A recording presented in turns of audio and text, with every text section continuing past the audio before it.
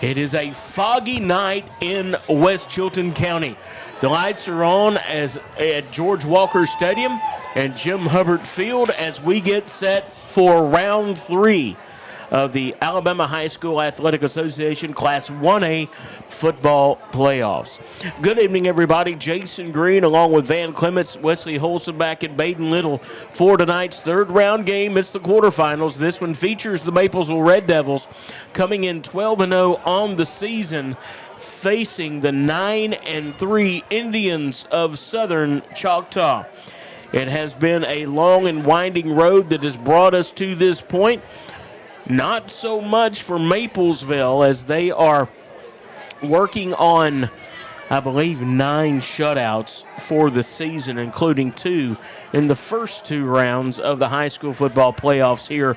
And truly, by the numbers, possibly the best defense in the state, more than likely the best defense in the state, regardless of the classification. The Indians will have their hands full with this defense as well as an offense that found its run game, ran for more than 450 yards last week in a win on the road at McIntosh. It was indeed an impressive performance once the first quarter was over. We thought that maybe it would take about a quarter because it was a very different team than Maplesville had faced up until that point through the season and then through the playoffs. It took a quarter, and when they got it figured out, they got it figured out in a big way. Put their foot on the accelerator, maybe uncharacteristically sloppy at times from a penalty standpoint, but absolutely put their foot on the accelerator and blew McIntosh, the Demons, off the field. It's going to be a different format this evening for sure as Southern Choctaw comes calling. We'll talk about them a little more in a moment, but right now we'd like to welcome in Van Clements. Van, welcome in. Hope you've had a great week, and just your initial thoughts on what we're getting ready to see here tonight. Well, I appreciate it. We've had a good week, ready for some playoff football, and I think that's exactly what we're going to get. You got 2 teams. Nobody makes it this far without being good, and both these teams come in on playing really well. Maplesville, obviously, you spoke of that. They're playing extremely well, and for Southern Choctaw, they've gotten into the playoffs, and I think their motto has been 1-0 each week, and that's what they do. They've won sloppy, they've won big, but it doesn't matter at this point in time in the season. It's just a win's a win, and you move on to the next round. And this team plays really hard, and it's going to be a good test for Maplesville tonight. Had a chance to watch a little tape on them. Obviously, we're going to break them down a little more in depth, but the thing that I think jumps out at me, and we've talked about it, is this Southern Choctaw team looks to be very well coached. It's a team that's never under-prepared. They may be outgunned, but they're never under-prepared. Yeah, that's been a very good way of putting it. They are well coached. They line up correctly. They play hard. They're physical, not physically size-wise, but they play physical, and they play smart. They're very few penalties, so they play clean football. They really get after it. So it's to see Maplesville tonight. It's going to be a good test, but only time will tell of who will come out on top. But it's going to be a good ball game tonight. Let's throw it to Wesley Holzenbach for the Larry Puckett Chevrolet pregame report. Wesley. Yeah, it should be a good one. We were talking about earlier in the week, this Choctaw team coming in 29 takeaways on the year. So I think this is going to be a pretty decent challenge. Let's just see what happens. It should be an exciting one. Thank you. That's Wesley Holzenbach with the Larry Puckett Chevrolet pregame report. Here is part of the Tailgate Show. We thank you folks for joining us. We know there's been a buzz about town. We were invited over. In fact, Dollar Bill from Piper Peach Radio, and Dollar Bill fame from all the stations that he's worked with in Birmingham and Market, one of the truly big names in all of country music broadcasting over the years. In his retirement, has found a home now at Piper Peach Radio, and you see him involved in a lot of different things going on at the station. He was set up live out in the tailgate area this afternoon and had about an hour show going on leading into this one. So we appreciate Dollar Bill coming over and spending an evening with the great folks at Maplesville. They were excited to see him. It was by invitation. The folks that put together that tailgate said, hey, would you come over and provide the music? And Dollar Bill said, that sounds like a great idea. Why don't I come over and be a part of that? You got to love a guy that wants to get out and be a part of the community. And, again, that's a name that that grew to be synonymous with country music broadcasting there in Birmingham over all those years. And so it was good to have him out there. Very festive, Van. I think festive is a good way to describe it. Environment here the week before Thanksgiving. And they will be thankful to come away with another win and move on to the semifinals tonight, will the Red Devils. Yeah, they are. It's a time of year that they look forward to over here. They expect to be here. They expect to be playing football here.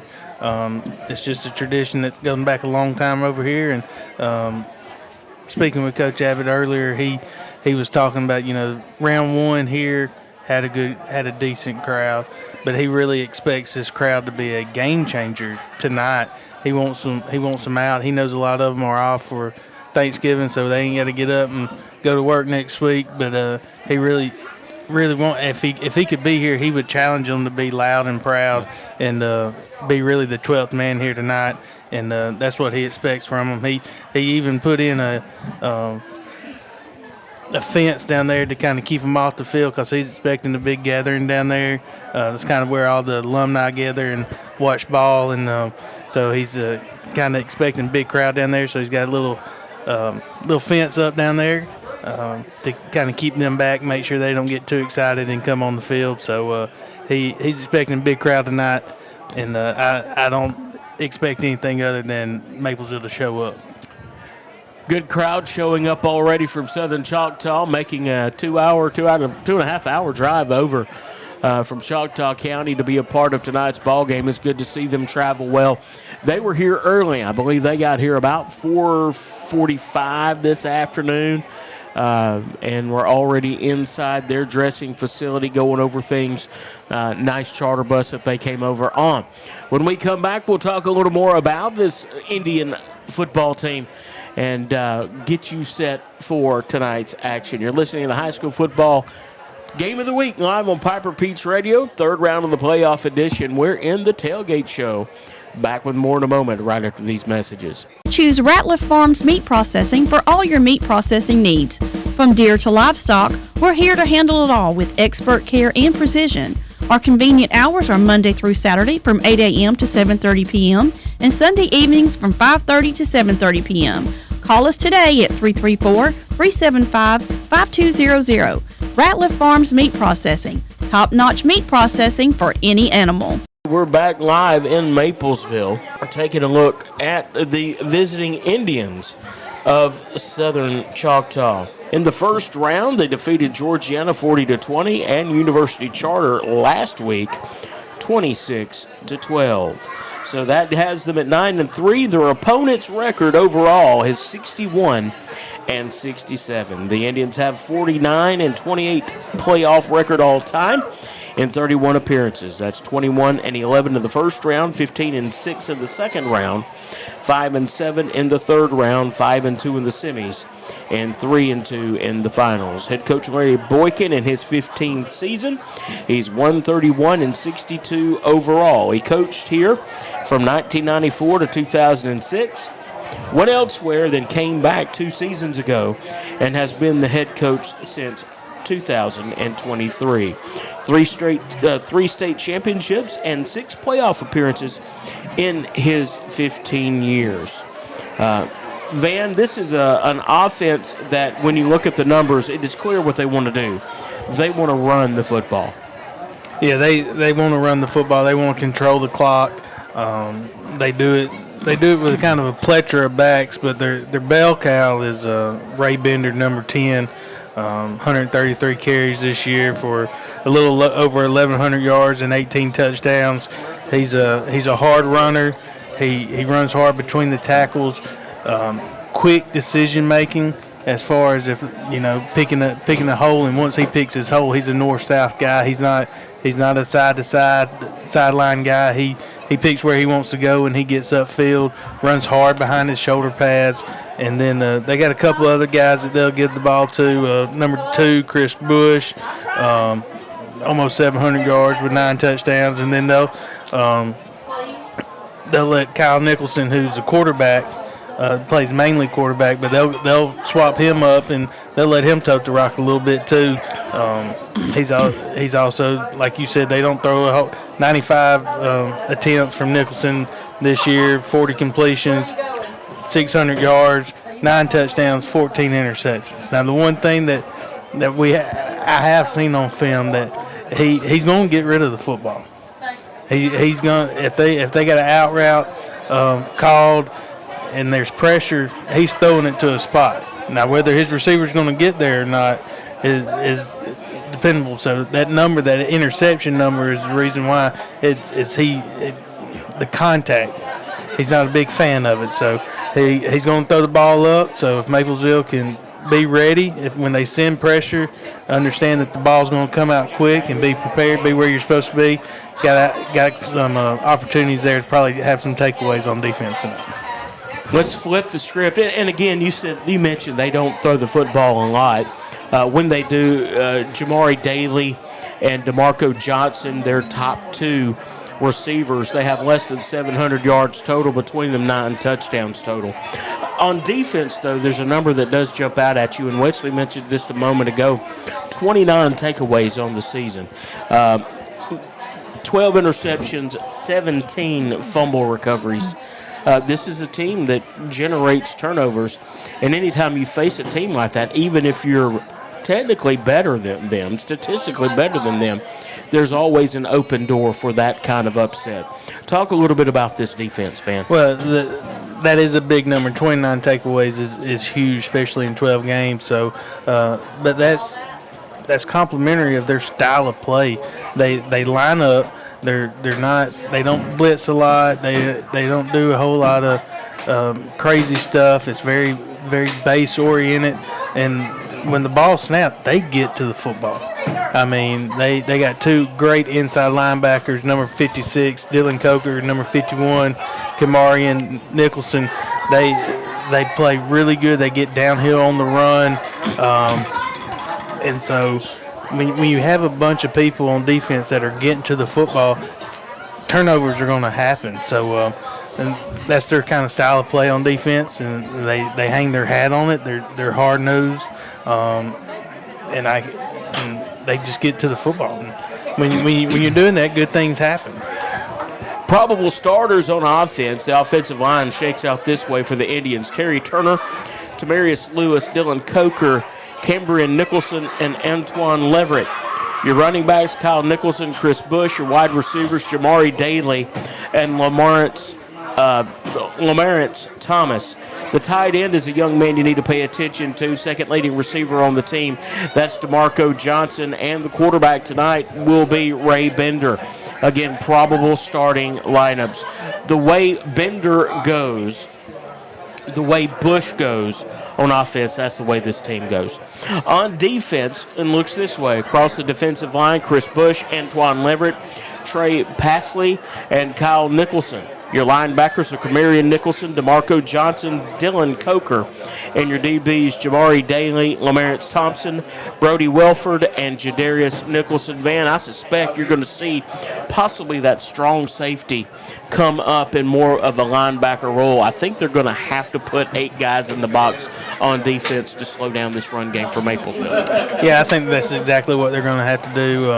They're going to bring Nicholson down, and looking at my notes, I made a note. He's one of those guys that just has a nose for the football. We talk about him on offense not really being a fan of contact. Well, he flips the switch when he gets to the other side of the ball, and he's a guy they move around a lot, but he just has a great instinct of where the ball is going to be, and he gets there.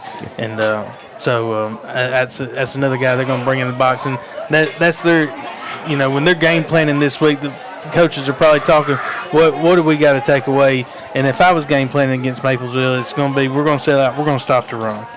We're going to play cover zero. We're athletic enough in the back end to play just straight cover zero and try to lock them down, and we got to stop the run. If we can't stop that two-headed monster, I think in their mind they think they don't have a chance. So they're going to pack the box and try to slow that Maplesville run game down and make the Maplesville passing game beat them. When we come back, we'll introduce you to the Maplesville Red Devils. We're back with more in just a moment. Land, Harrison & Sons Logging and Harrison Forestry are here to help. They specialize in buying timberland and standing timber, offering fair prices and professional service. Harrison & Sons Logging will provide you with a competitive offer. Call 334-366-2785 today to speak with a knowledgeable representative. Trust Harrison & Sons Logging to get the job done right. Looking to build, renovate, or simply upgrade your home? Look no further than G&H Home Improvement. We've got it all from top quality GE appliances to the latest hardware essentials. Whether you're outfitting a kitchen, tackling repairs, or building from the ground up, G&H has everything you need to make your house as a home. Stop by today and let our friendly, knowledgeable team help you find exactly what you're looking for. Call us at 334-366-2191. Some family traditions begin with an ending. Lasting family legacies are established at Martin Funeral Home, where for over 100 years, we have served the families in our community. Bobby, Donnie, Norma, and our family at Martin Funeral Home would like to express our sincere gratitude for allowing us to serve your family. Every life story deserves the perfect setting. We are here to make that happen for you and your loved one. We offer traditional funeral home services, and we are now excited to be the home of the first crematory in Clanton, Alabama. Our goal is to serve our families no matter what their needs are. Martin Funeral Home, serving Chilton County since 1921. Please give us a call at 205-755-3550. Need reliable towing or diesel repair? Mems Wrecker and Heavy Duty Diesel Repair has you covered. We specialize in light and heavy duty towing and recovery with the latest equipment for any job, from campers and tractor trailers to winch box recoveries and the only local-based rotator in the county. We do it all. Our diesel repair services include computer diagnostics, engine rebuilds, transmission and clutch work, and general maintenance. Trust Mems Wrecker and Heavy Duty Diesel Repair for top-notch service. Call us at 205-217-1984. Bring your family and team. And the Maplesville Red Devils come into tonight's action 12-0 on the season, having notched their 30th 10-win season in school history. That's a record in the state of Alabama. The Red Devils this season scored 568 points and have given up only 27. Maplesville has 9 shutouts this season, closing the regular season with 4 consecutive, adding a 5th and then a 6th last week on the road at McIntosh. They have a perfect 6-0 record at home, 5-0 on the road, and 1-0 at neutral sites. The school has 4 state championships in program history: 1996, 2014, 2015, and 2016. The Red Devils have 26 region championships in program history, including this year. As the Red Devils face off with Southern Choctaw tonight, they do so for the 3rd time in program history, 0-2 against them. Maplesville last faced the Indians in 1999 in the 3rd round of the playoffs, losing 36-13. The Red Devils are 97-36 all-time in playoff games and 41 playoff appearances, 36-5 in the first round, 30-6 second round, 20-9 in the 3rd round, 7-13 in the semis, and 4-3 in 7 state final appearances. They started with a win over Fife, 35-6, followed it with a win over Isabella, 42-7. Elwood Christian, 58-0. Nola Soga, 48-0. Otaga Academy, 38-0. Hopeville 52-14, Billingsley 42-0, Keith 56-0, Verbena 42-0, ACA 49-0, and then in the playoffs 58-0 over RC Hatch and 48-0 over McIntosh. Van, that's a whole lot of zeros.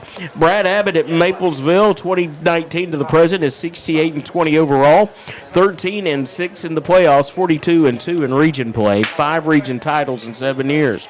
They've advanced to at least the third round each season at Maplesville, and has 14 seasons as a head coach for Brad Abbott.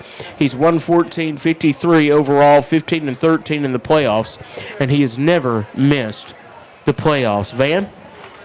That's a lot of numbers, but those numbers tell a story about the tradition of the program, and then you start looking at the offensive and defensive numbers and those 9 shutouts, and it tells you about the character of this team. Yeah, it does, and it talks about the standard that they play to over here and that they expect to play to, and that's just the physicality that most people can't match, and they take pride in that. It's instilled in them at a very young age over here, and this year they're reaping the benefits of it. Leading the way on offense, and you know what? Let's talk about the numbers as we give you the starters for Maplesville tonight. Starting on defense, the defensive tackles will be Vaughn Woods and Jediah Works. Your nose guard, Mike G. Another defensive lineman going to see a lot of work there is Nehemiah McCary. They play him back and up. Just depends on the scenario. Luke Gray, Eli Hubbard, Colby Mitchell are linebackers. Cade Smith, Ty Bailey, Ethan Rencher, and Roman Hall are defensive backs. You'll see a lot of number 12, Drayden Brown, as well as Aiden Abbott playing linebacker. Talk a little bit, if you would, about this defense and what they're bringing to the table tonight. Well, the first thing that they're going to have to do is they got to stop the run. The Indians are going to come in. They're going to try to establish their run game because that's what they do. So Maplesville's got to be ready for that test, and it starts with lining up correctly because they're going to throw a lot of formation at you. See how you're lining up and where they can get numbers. So Maplesville's got to start by lining up correctly, and it starts with those 2 inside backers with Hubbard and Gray. They're great. They're great guys. They're really smart, cerebral guys, and they make sure everybody's lined up. So it starts with them, and then can they win the line of scrimmage? And the reason why they've only given up 27 points all year is because they win the line of scrimmage. By far one of the better defenses in Class 1A through 4A, I would imagine.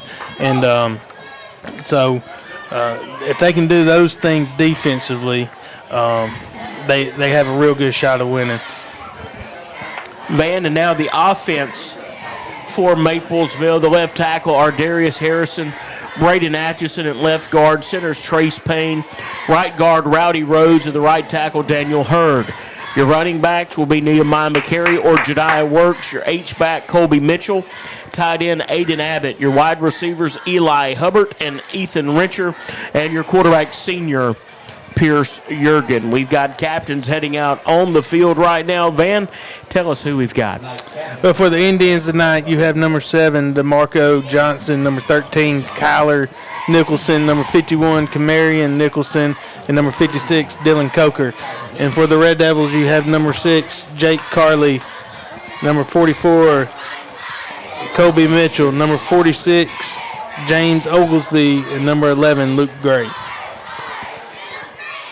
Van, the offense, what makes the offense go for Maplesville? But tonight it's going to be the quarterback, Pierce Jurgen, I think. Not his best game last week, but I think he's had from what I've heard, had a great week of practice preparation. But the main thing Pierce has got to do is just got to be himself. He's got to take what the defense gives him. Don't press. Don't feel like he has to win the game on every play. His main job tonight is just get the ball to the playmakers and let them do what they do. If he can do that, I think Maplesville is going to be very successful. It's going to start with a 2-headed monster in the run game with McCary and Works. That's going to help relieve some of that stress for Pierce. And so get the run game going, and just need Pierce to be Pierce and do what Pierce does, and that's take care of the football, get them in the right play, and get the ball to the right playmaker when it's supposed to be there. We've had the coin toss.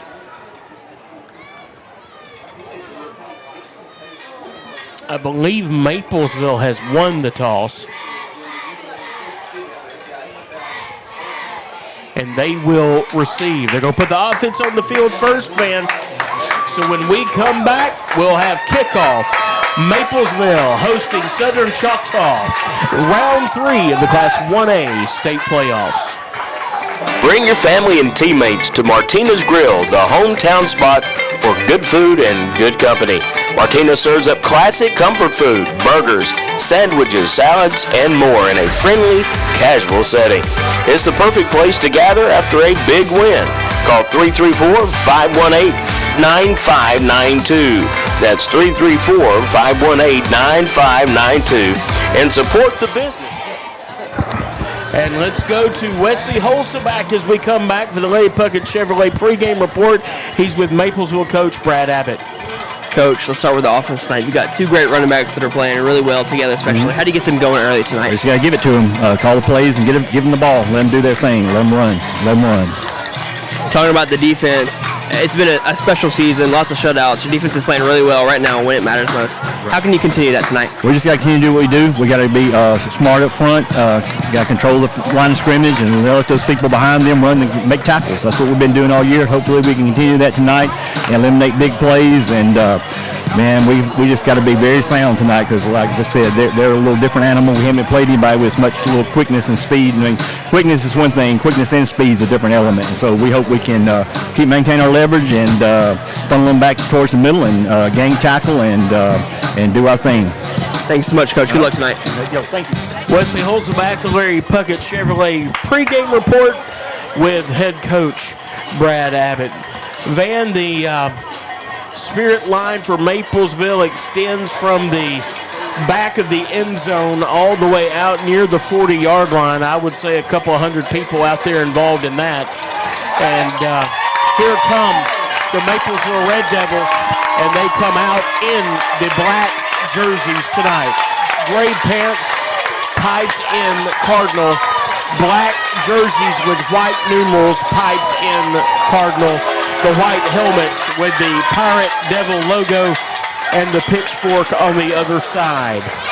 Southern Choctaw comes out in the black pants, the white uniform tops, the red helmets, and the red numbering and lettering. That red pipes the black numbers and letters for Southern Choctaw. Ethan Rencher, Drayden Brown, Jediah Wirtz go back deep for Maplesville. Nehemiah McCary, Eli Hubbard, and Ty Bailey make up the second back line.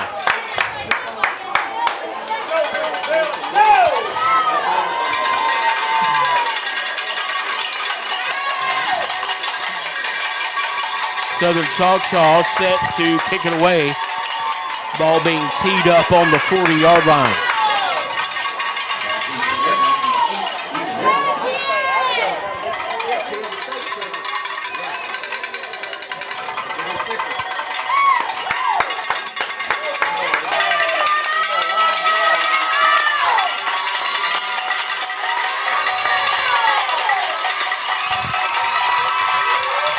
And this one is underway. Right down the middle. Hits. Richard has it back to the 15.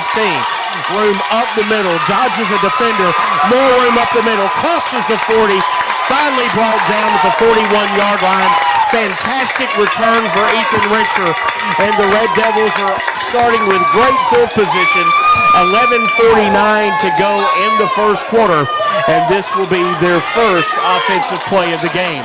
They will start with Rencher and Mitchell near side at receiver. Eli Hubbard far side as receiver.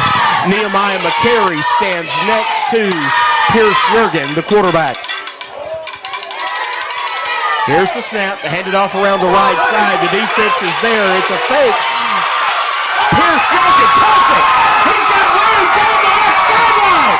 He'll take it to the house. Touchdown, Red Devils. First play of the ball game. They pulled the quarterback out. He pulled the ball out of Nehemiah McCary's belly, took it to the weak side, untouched to the house. 59 yards for Pierce Jurgen. Yeah, just a great play call there.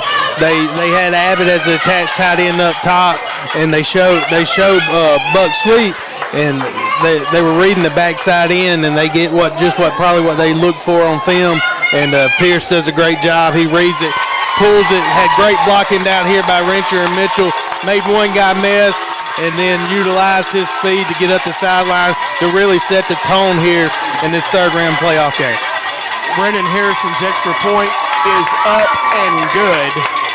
And with 11:34 to go in the first quarter, it's 7-0. Nobody for Southern Choctaw expected that. No, they didn't. You could tell that we talked about it in the pregame that they were going to probably sell out to stop 4 and 17, and they did because they hit Nehemiah in the backfield there. But unaware to them that 5 was going to pull it and shoot out the backside on the weak side and up the sideline for a touchdown. And he did such an amazing job, Van, of hiding the football. He was probably the 45-yard line before he realized he actually did have the football. It was a fantastic ball fake. Nehemiah paid for it, but it was a fantastic ball fake. Harrison on to kick. The ball's teed up on the 40.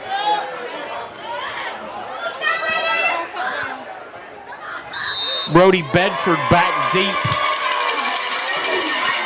He will kick it deep. It's going to be taken by Bedford. Bobbled back at the 18. Maplesville's defense swarms the return man under. They may give him the 20, but he's going to be lucky. It's Luke Gray coming down, and they will spot the ball. First down, 10 yards to go at the 20-yard line. You know, Coach Abbott talked about the speed and the quickness of this bunch. They just saw a little bit there. So they come out. First down, 10 yards to go. They'll come with a heavy formation now. Bender's your quarterback. Here's the snap. The keeper around the left side. He'll get a yard.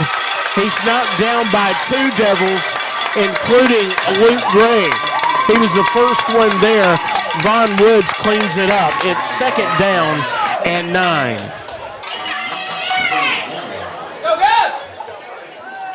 Yeah, they come out and they try to run a quarterback lead to the tight end. And Vaughn does a great job of stalemating the tight end, his block, and that allows Luke to come over the top, get downhill, and make the play, and Vaughn clean it up on the backside. Again, a heavy formation. Got to watch the tight end near side. Quarterback steps in. He's looking to throw. He's getting pressure, rolling out to the right side. The throw is completed in the flat for about 2 yards. The running back is still on his feet. He'll be carried out with a short gain of about 4. Colby Mitchell on the tackle. It'll be third down, 5 yards to go from the 25. There was more there than we anticipated, Van. Yeah, there was a lot there. They looked like they were trying to hit the tight end up the seam, but it was well covered. Maplesville was able to see past and get back into their drop coverage. And we saw them do it a lot last week, give that underneath throw, run their feet, and make the open field tackle, and limit it right there for short yardage. Nicholson in at quarterback. Here's the snap. Handed off up the middle. That's Bender. He's going to be lit up in the backfield, knocked down for a 3-yard loss, and it'll be fourth down. It was Mike G on the tackle. Brings up fourth down and 7. The ball sitting. Wow. I don't know if that was a bat or a bird, but it buzzed the press box. I'm glad now that I'm not a tall guy because that would have been an earhole moment for the bat. Punter is on now, drops back in punt formation. Eli Hubbard is back at his own 50. Here's the snap. The punt's away. It'll be a short punt off the side of his foot. It'll bounce at the 44-yard line and roll dead at the 45 of Southern Choctaw. You know, in watching film, the special team area is going to be key because the Indians that's not their strong suit. From what film I watched, they average about 15 to 20 yards a punt. Right there is about average. So if Maplesville can play good defense like they did that first series, they're bound to have good field position. Jediah Works in at running back, 2 receiver formation near side in a twin set. Here's the handoff. Jediah Works up the middle, breaks a tackle, runs over a defender, crosses the 40 down to the 37-yard line. It's a gain of 8 on the play, brings up 2nd down and 2. Abbott, the tight end, set to the far side of the formation. Mitchell, the H-back, set just behind Abbott. Eli Hubbard in the slot. Mitchell comes in motion right to left. Pierce Yergin with time, throws. Mitchell's open, down the sideline. Cannot catch it. Off his hands, incomplete. Boy, it's a terrible place to throw a pass to receiver when you hit him in the hands. It's tough right there. The great play call. They start Mitchell off over there with Abbott as an upside tight end. They motion him across, snap it. They're in man coverage, and you get 2 curls by Rencher and Hubbard, and he just hits the sideline on a wheel route. Pierce puts it right on him. Mitchell just unable to pull it in. Twin formation near side. Hubbart's the wide receiver far side of the field. He comes in motion, sets up off the right tackle. Hand off to Works. He's got the first down and more. Crosses the 25 down to the 23-yard line. He's still not down. Is he down? Yeah, they're going to mark him down, yeah. He thought he rolled off the back of a defender instead of going down, but he is marked down at the 23-yard line. It's a gain of 14 on the play. First down, 10 yards to go for Works. Again, twin formation to the near side of the field. Works still the running back. Abbott, your tight end. Mitchell, your H-back. H-back and tight end switch sides. Go to a power formation, left-hand side, near side. Here's the handoff to Works. Breaks a tackle, jumps over a player, crosses the 20, down to the 16-yard line. It's a gain of 7 more, brings up 2nd down and 3. We talked about the importance of winning the battle at the line of scrimmage, man. It's clear right now that's been an emphasis because it's happening for Maplesville. Yeah, the offensive line's doing a great job along with Abbott as the tight end.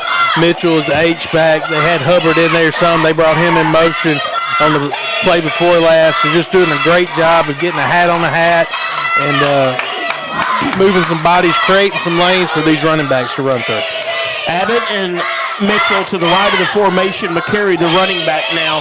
Drayden Brown and Ty Bailey, the receivers. Tight end H-back move. Brown resets. Here's a pitch out to McCary. They go low on him. He'll gain 2 yards. That's the only hope they have is getting his legs before he gets started.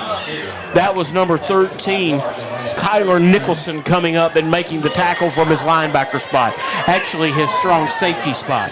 Yeah, and we talked about he's a guy that they move around a lot, and he has a nose for the football, and right there he was able to sniff that play out before it really ever got going. 3rd down and 1 after the 2-yard gain. They've got to get to the 15-yard line. Here's the snap. Handed off to McCary. Jumps over the offensive line. Breaks a tackle. Stands off a tackle. Needing to bring him down. Can they?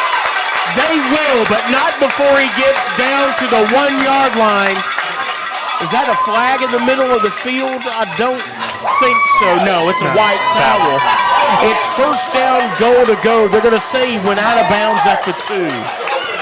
Yeah, and what we're seeing the Indians do is what I saw on film. When they can't slow the run down, they'll slow the pullers down. Right. And they're cutting the guards, and it's kind of piling everything up front, and it's allowing them 2 inside backers to run to the ball. But right there, McCary was just a BYOB kind of guy and brought his own blocker.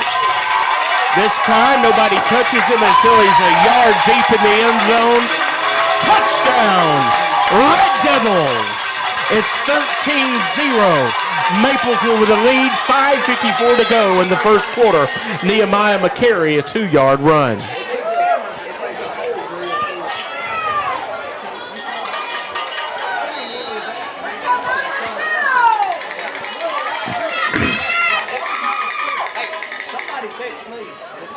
Harrison is on. His extra point is up, and it's good. And with 5:54 to play in the first, it's 14-0. Yeah, we talked about Maplesville having a quick start and scoring on the first play, getting a 3 and out on defense, and then a good drive there with great field position and punching it up, going up 2 scores is really huge. You couldn't ask much more.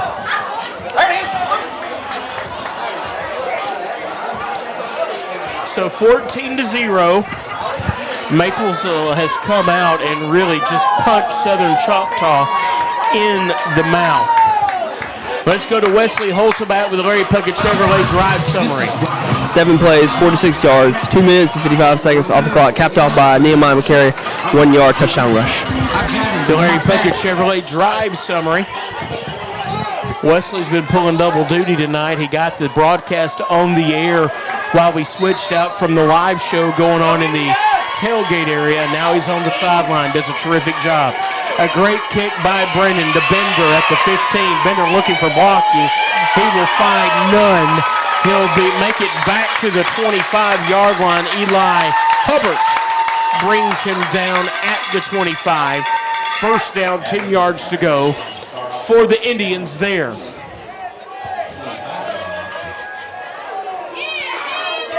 And if you're Southern Choctaw, you know the importance of coming away with some points here on this drive, or else it could get really ugly. But if you're Maplesville, you want to keep your foot on the gas, keep flying to the football on defense here, get off the field, get your offense back on the field, and let them continue to do what they do. If you turn the football over, whether it's punt or turn it over here, that's like blood in the water for a school of sharks. Spread formation, 2 receivers set near side. This one gets lit up in the backfield. He'll be dropped for a 4-yard loss, will the running back. It was Jediah Works coming through from his defensive end position to drop the running back for a loss of 4, second down and 14. Southern Choctaw is not a team built to play from behind the sticks, and that's what they're doing right here.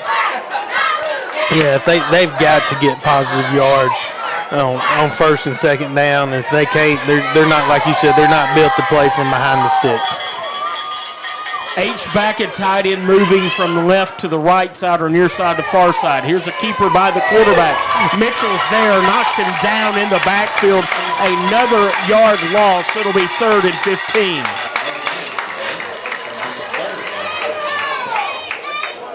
Yeah, Maplesville right there. They motion away to kind of get their eyes drawn to the other side, and they run Q lead right at McCary. He does a great job. They try to cut him. He avoids that, but what he made happen, he made the quarterback bounce it outside to where Mitchell was, and Mitchell does a good job with the open field tackle. Drayden Brown, the cornerback, far side of the field. Ethan Richard near side. Cade Smith, the safety near side as well. Still a heavy formation.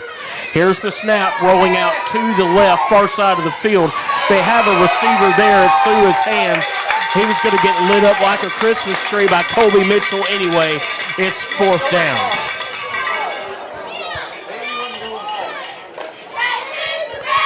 Eli Hubbard will drop back in punt formation. This is clearly not the way Southern Choctaw wanted it to start.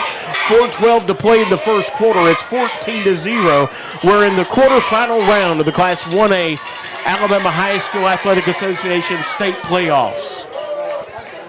We're live in Maplesville, George Walker Field. Here's a bad snap.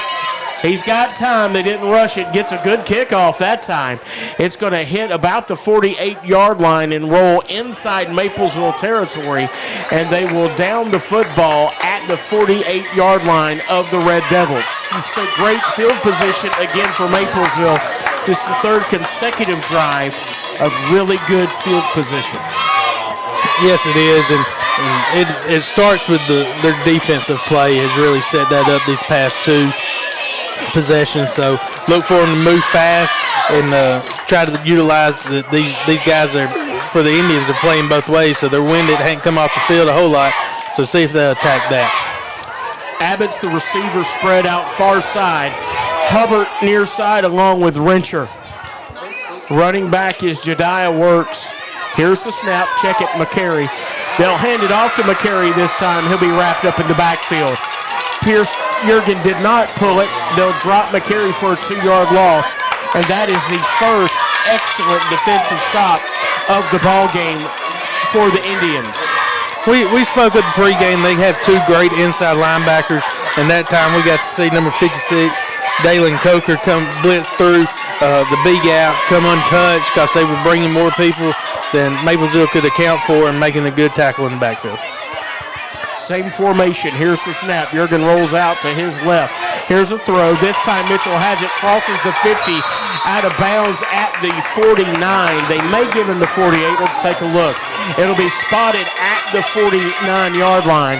So a lot of effort, not a lot of yardage. It brings up 3rd down and 7, and Maplesville hurrying back to the line.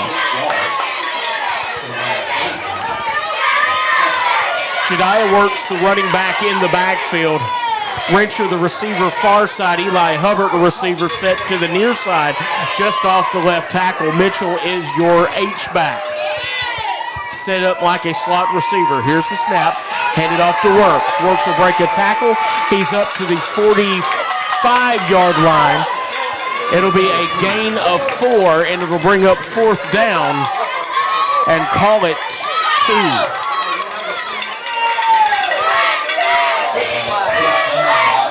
I think you might try to get Maplesville to see if they'll jump, possibly use a timeout here to make sure you get the right play.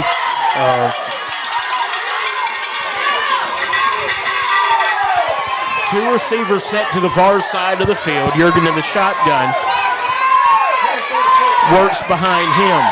Heavy formation set to the near side. Here's the handoff to Works. Bobbled the handoff. He crosses the 45. Still fighting for yardage. It's going to be close. We're going to have to look and see where they spot it. They did not get the needed yardage. It's a turnover on downs. A great defensive stop by Southern Choctaw and their best field position. First down, 10 yards to go for the Indians at their own 44. Yeah, that was tough there. Had an initial good push there to start that play, but kudos to the Indians defense of bowing up right there and coming up with a stop. Van, I think it started with a bad handoff in the backfield. Jurgen had a little bit of trouble with the snap, and there was a delay getting it into the belly of Jediah Works. Two receivers set near side, two to the far side, tried to spread them out. Here's the handoff up the middle. Jediah Works got a hand on him. He's hit by 3 more Red Devils.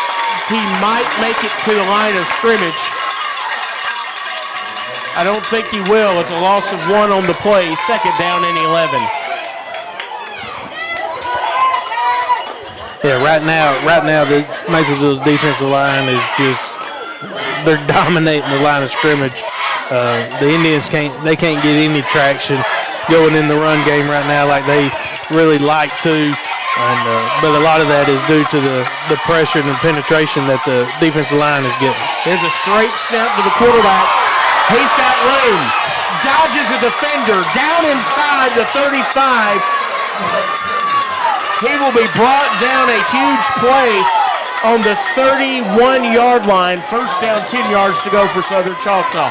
And there's the quickness. Yeah, definitely. Nicholson got the snap, Q lead. He found the hole. He broke 1 tackle at the line of scrimmage and was able to squirt out and get a big gain right there. They're going to stick with this 2-by-2 formation, 4 receivers. Here's the snap, the quarterback keep. He'll get to the 30 and no more. He'll gain a yard as Luke Gray comes up to plant him. It'll bring up second down and 9. They gave him 2 yards. We'll call it second and 8, just outside the 29-yard line. 25 seconds to go in the first quarter. They may be satisfied here.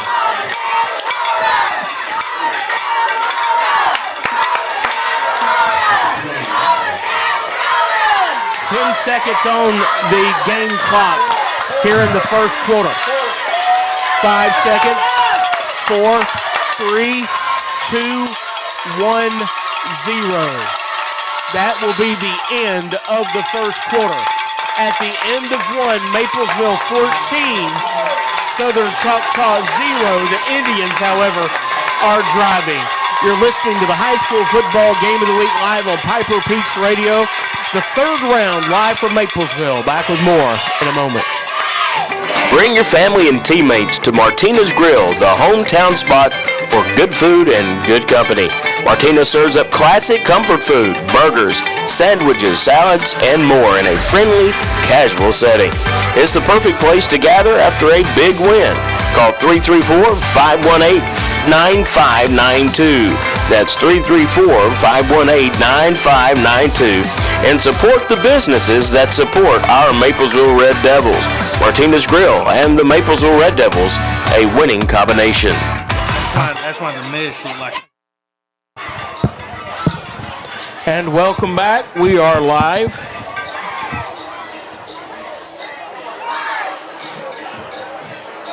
(14-0). We've switched ends of the field, of course, to begin the second quarter. It'll be second down and 8 yards to go from the 29-yard line.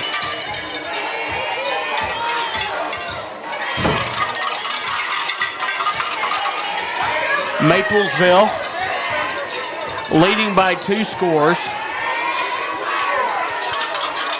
Trying to gather themselves a bit defensively after giving up a big run.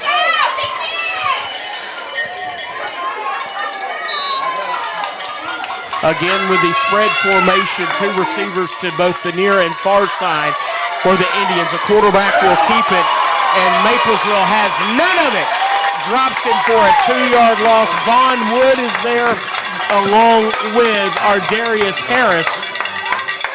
It brings up third down and 10 from the 31. Yeah, great job by those two. They run that. They're having success with the quarterback lead, so they go right back to it. This time Harris and Vaughn did a great job of shedding their blocks and making that tackle for a loss.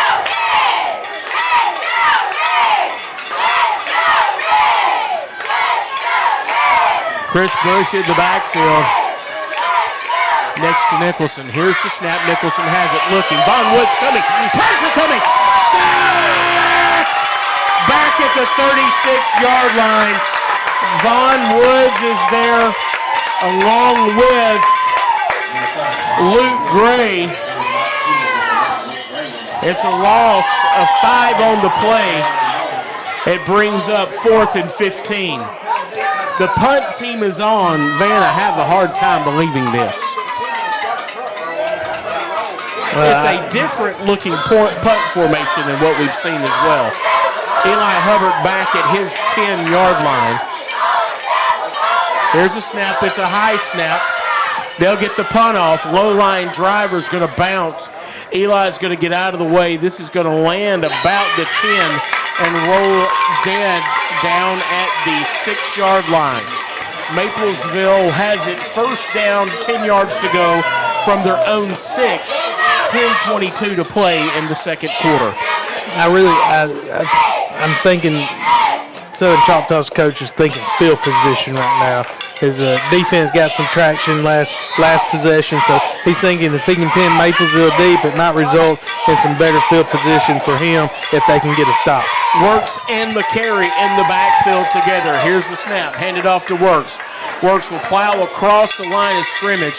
He's out to the 10-yard line.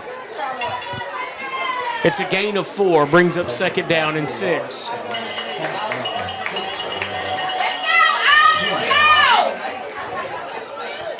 Drayden Brown in at receiver, Eli Hubbard as well. Brown goes wide to the far side of the field.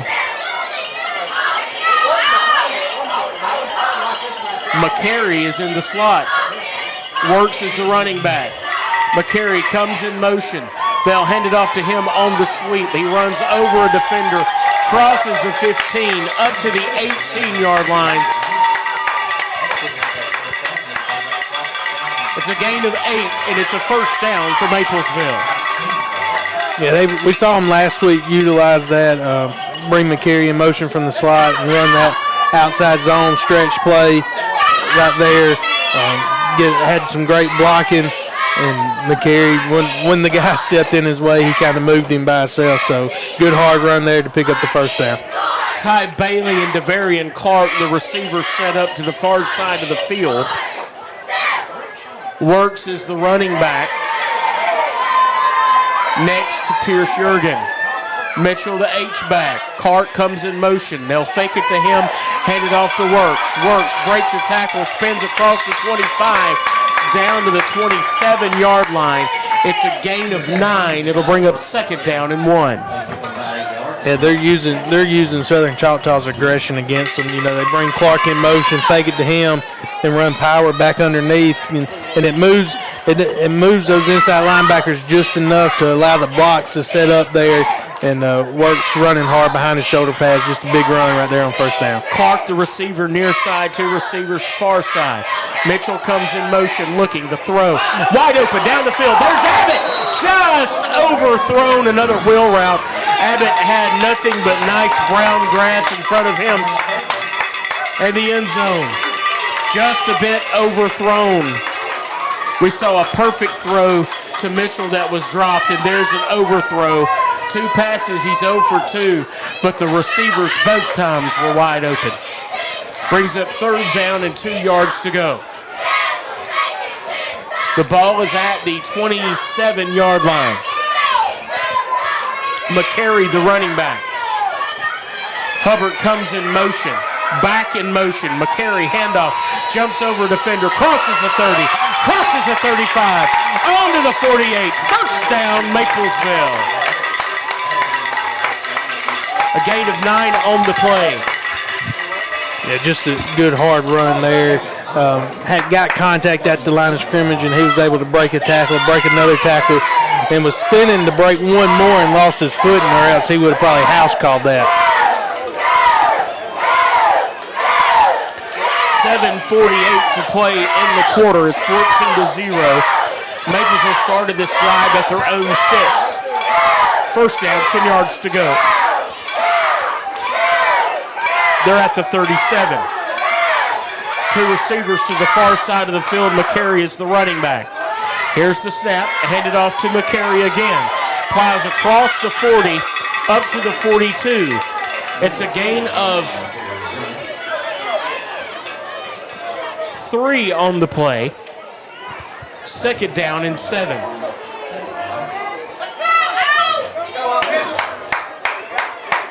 Ben, you ever had that feeling that something explosive is just about to happen? Eli Hubbard in the slot near side. Rencher, the wide receiver, near side, outside the numbers.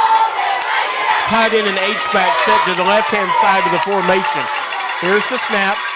Mitchell rolls out. He'll find Pierce Jurgen finds Mitchell on the rollout. The pass is complete, crosses the 50, crosses the 45, and they'll move it back to the 45. First down, 10 yards to go. A gain of 10 on the play.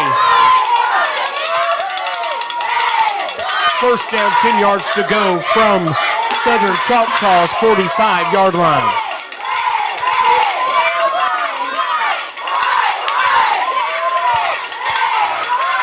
Here's the snap. Quick throw into the flat. That's Rencher. Rencher fakes inside, goes back outside. He's got to step on the defender.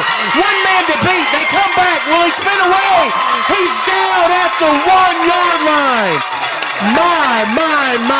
A 44-yard throw and catch. It was a simple, quick out to the sideline. He got to step on the defender, Van.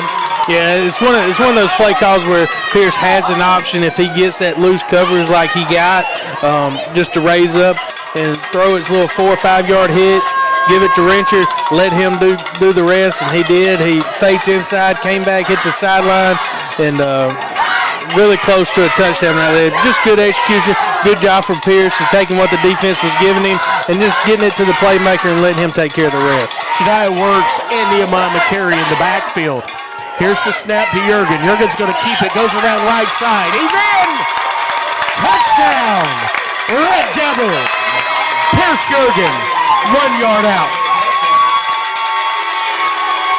just great play call there. You bring in your big backs. You bring in Hubbard behind Abbott as the tight end, and you just snap it. And, we talk a lot that they don't utilize Pierce's legs enough to really know on film how good he is as a runner.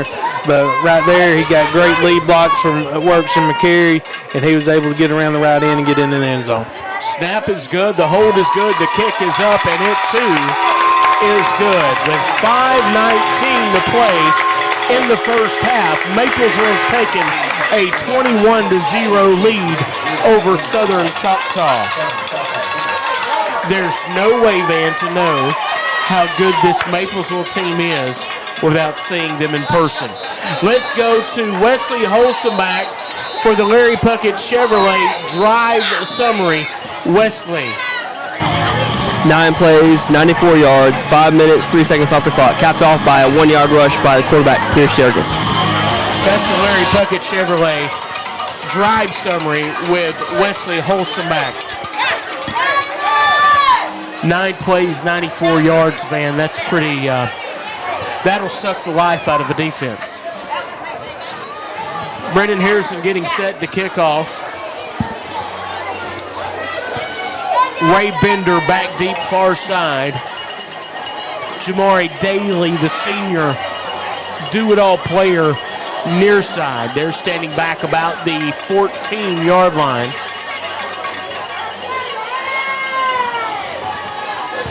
Harrison has the option, I believe, of looking to see where the defense is.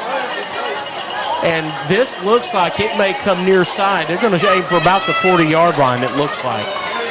Watch and see if this is a pooch kick, Van.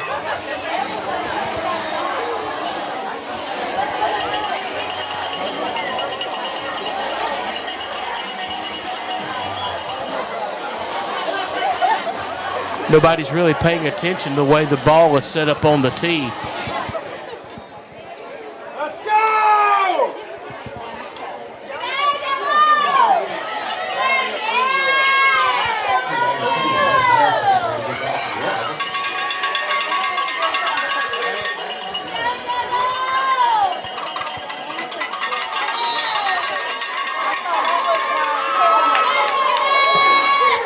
There's the pooch kick, going to be taken in.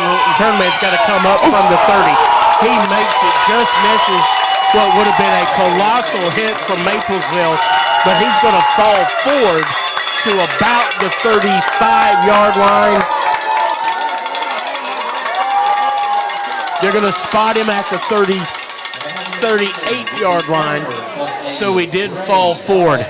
Van, that had the setup for an absolute massive hit, and he just dipped his shoulders at the right time. Yeah, number 65, DeMarco. I just saw it. DeMarco Stabler coming down, running his lane there, and you had a lineman catch the ball, so not used to running it. He got spun around, and DeMarco was right there. He was lucky just to duck just quick enough, or else that was going to be a big boom. 2 receivers to both sides. Here the snap. The snap's high. They're going to try with a screen pass. They find Bender out of the backfield. He catches it. He's going to have 12 yards and a first down. He'll go out of bounds at the 50-yard line. Defense was coming hard. That was just on his fingertips. He had to work hard to bring that one in. A great throw from the quarterback who was getting tremendous pressure, and a great catch by Bender out of the backfield. Yeah, good play call there. You get Maplesville understanding that they're probably going to put the ball in their ear, so they pin their ears back, and they slip Bender out, and a little running back screen there, pick up first down. Here's the snap. Quarterback read. He'll carry it up the middle. He'll get back to the line of scrimmage and nothing more. Luke Gray makes the stop. Second down and 10 yards to go. 4:20 to play in the first half.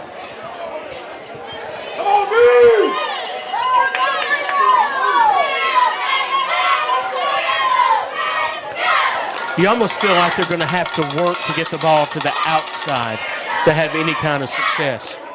Yeah, and there's various ways you can do that. You can do that with a screen game. I haven't seen a whole lot of that on film. Doesn't mean they don't have it in the playbook, but I'm like you. They're going to have to get outside the tackle here to have some success.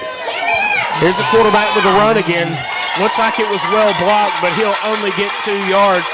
Cade Smith comes up along with Vaughn Woods to make the tackle. It's 3rd down and 8 yards to go from the 48 of Maplesville. 3:30 to play in the quarter.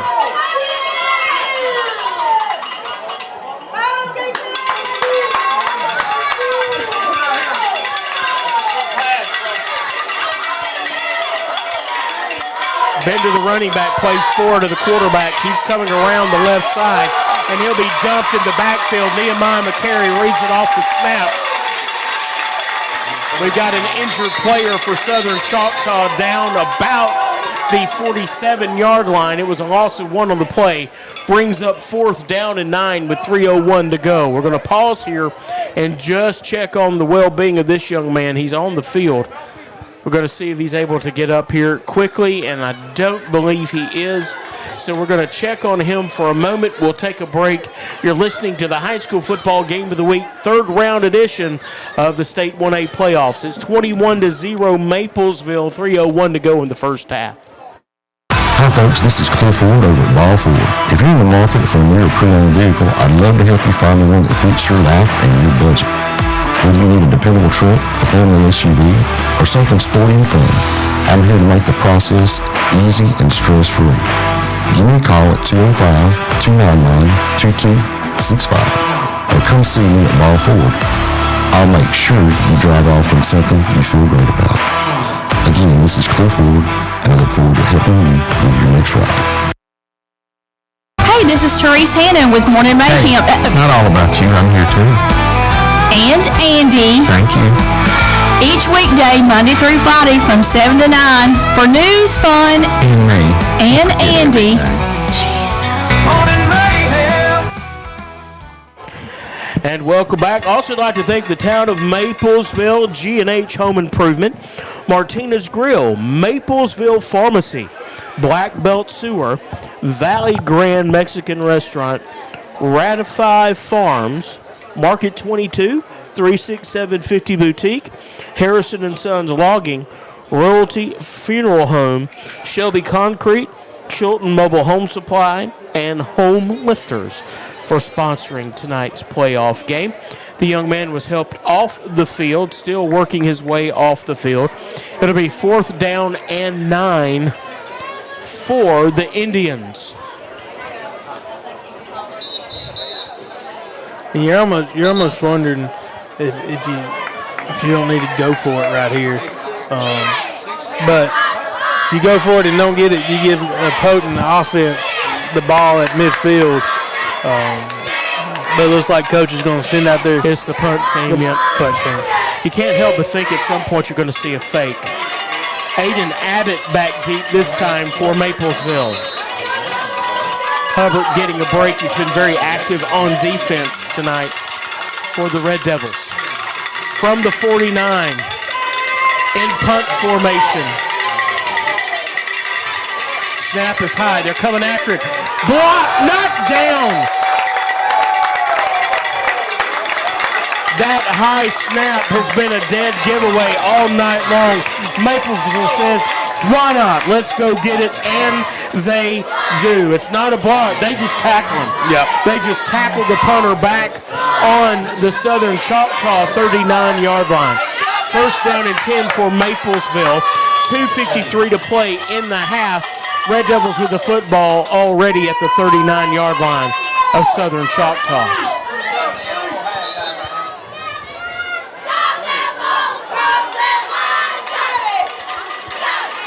McCary in the backfield. He'll motion out. Here's the snap. Jurgen looking. Throw over the middle. There's a tight end. It's Abbott. Abbott's down to the 11-yard line. 1st down and 10. They're coming up to play the run, and now the passing game is clicking for the Red Devils. Abbott was wide open. Yeah, wide open up the seam. They do a good job. They motion McCary out to pull the outside linebacker that was probably supposed to be in coverage there. And then they slip Abbott up the seam. Pierce puts it right on his numbers, and he took care of the rest. Here's a pitch out to McCary. Room. Score! Touchdown! Red Devils on the pitch out. The lead block by Eli Hubbard. And the Red Devils take a 4-score lead. 2:14 to play in the half.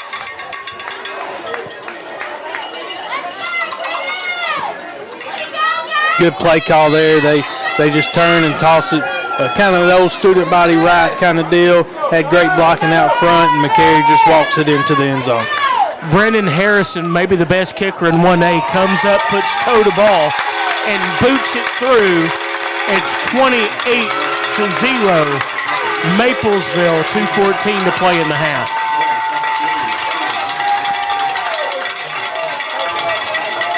Smoke signals rising from the Indians' wigwam. They read, "We don't want no more." I didn't know you could read smoke signals.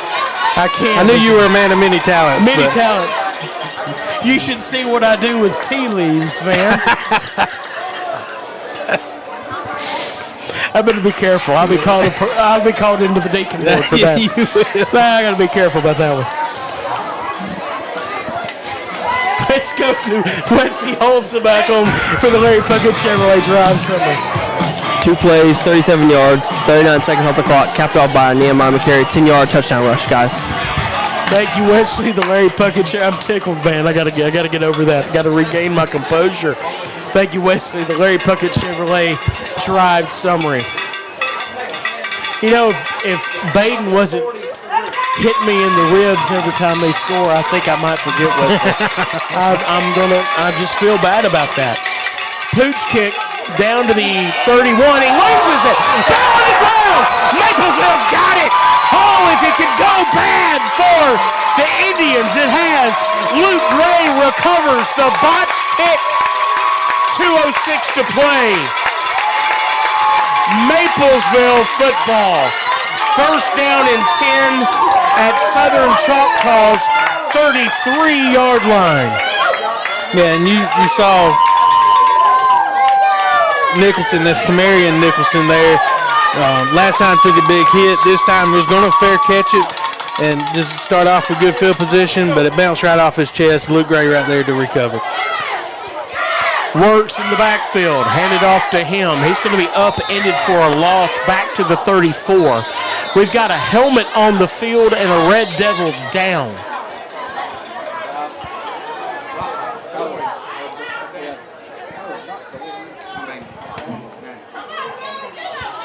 So an offensive lineman for Maplesville, I believe. Yeah.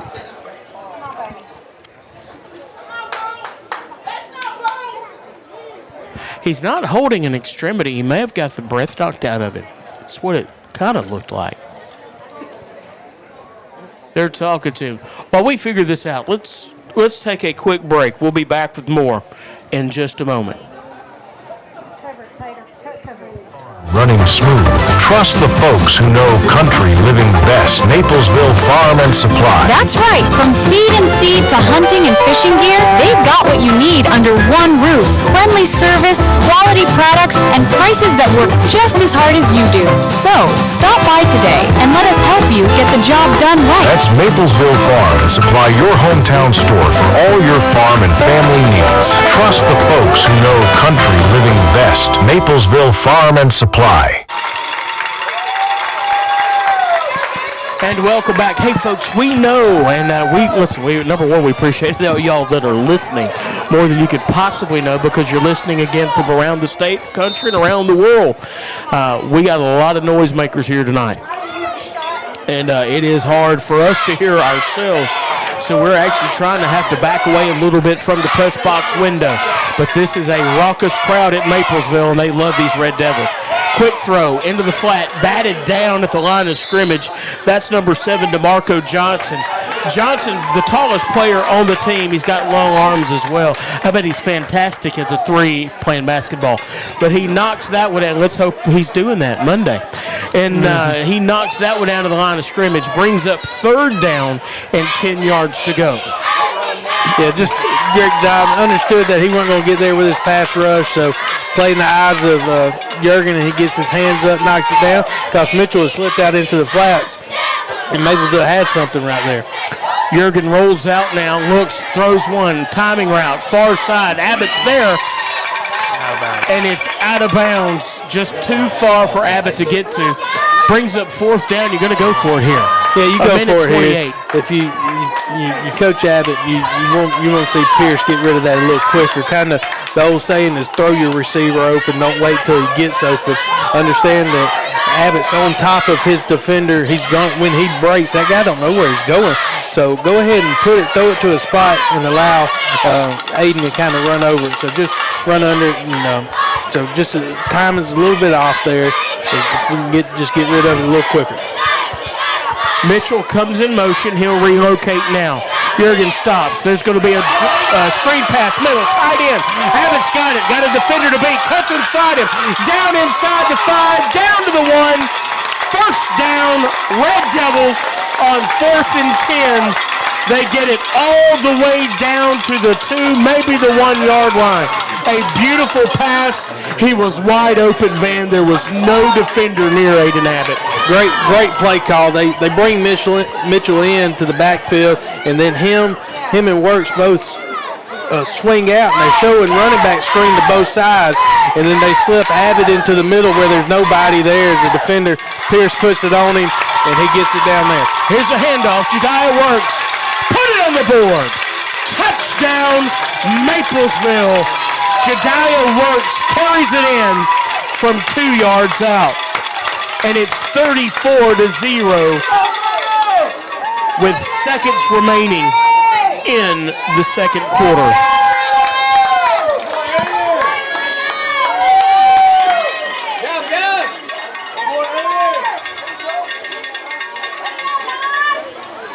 Harrison's on. The extra point is up, and it is good.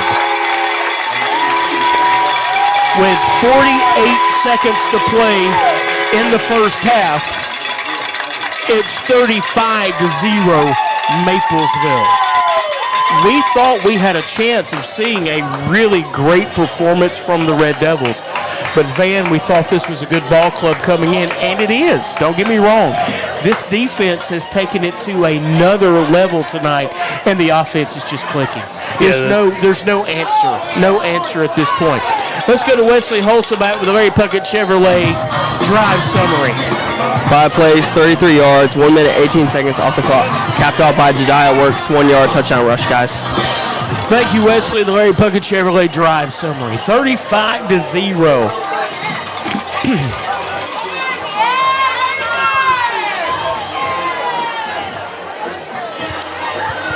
Van, I was wrong. Those were not smoke signals. It was the smoke coming off burning brakes here. Oh, okay.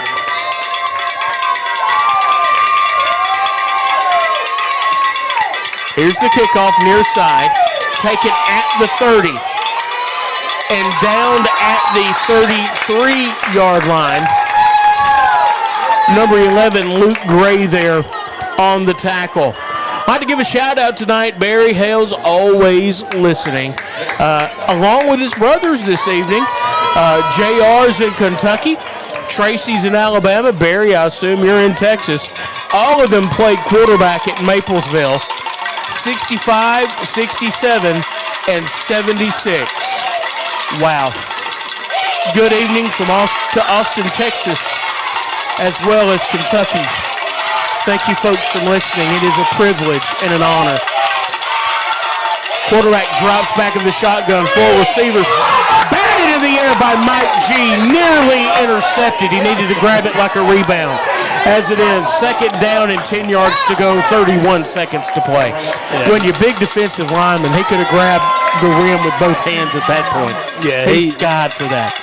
He did a great job. They went back to that running back screen that they hit earlier a couple possessions ago, but this time G recognizes it, retraces his steps, and is able to get between the quarterback and the receiver right there, almost coming up with an interception. Second down and 10. Ball's being scrimmaged at the 33-yard line. 2 receivers both sides. moving right to left. Here's the snap. Quarterback will keep it. Got a little room. That shuts down Eli Hubbard. Cade Smith there to knock him down. It was a 5-yard gain. Call it 6. 3rd down and 4. Very likely going to be the final play of the first half.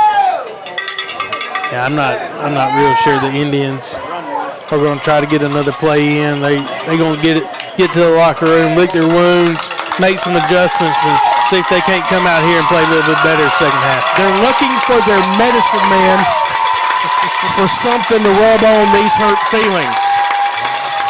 Trying to find Wesley Holson back. He will be in just a moment with head coach of Maplesville, Brad Abbott. This is the Larry Puckett Chevrolet halftime report. Coach, a big at half. Just tell me your initial thoughts. Well, that's the way we came out. Right before the game, Coach Hubbard asked to give the speech before they came out. He gave a very fiery speech. Obviously, we came out with a lot of fire in us. We got on really quick. Had one or two little stalls. We had that one stall that was very good.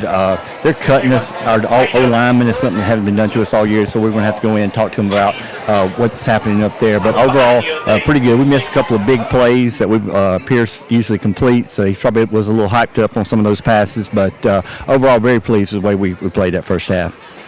In the first quarter, I was watching you, and you were very involved with on the defensive side of the ball. Tell me how important it was to start fast on the defense tonight. Oh, definitely. We wanted to make sure. Well, that's why we wanted the ball first, because we were scared, kind of a little worried about their offense. Talked about their speed, so we just wanted to make sure everybody was keyed up and knew exactly which guys to be focused on.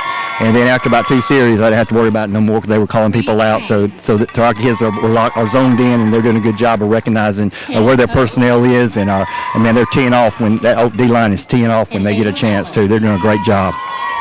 All of your scores have been on the ground tonight. If you didn't know that, just how pleased are you with the offense rushing on the ground? How impressed are you with that tonight? Oh yeah, very impressed. Now we've been stopped a couple times at the line of scrimmage, and which is kind of unusual for us, but it's something that we got to get used to. That's like on that 4th down when we went for it. That's one of those things where something you're looking for. We may have to do that later on. So then we can challenge our defense. Hey, we got a short field, 50. So now you got to protect us. We tried to go for it, we didn't make it. So now it's on you. So I love that little thing. Even though we didn't get the first down, I love what we got out of it, learning from it. Thank you so much, Coach. Yes, sir.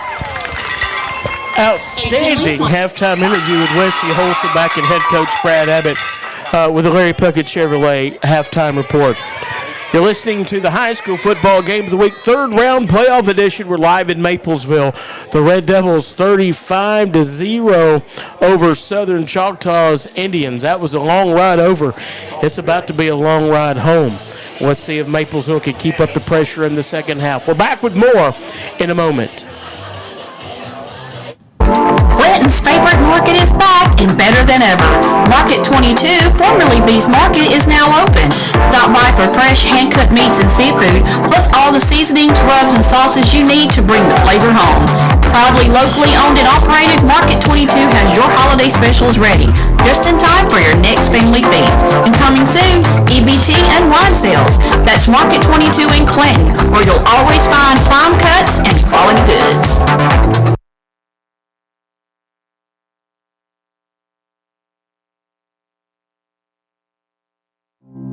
Traditions come and go, but excellent service and compassionate care are benchmarks in any era.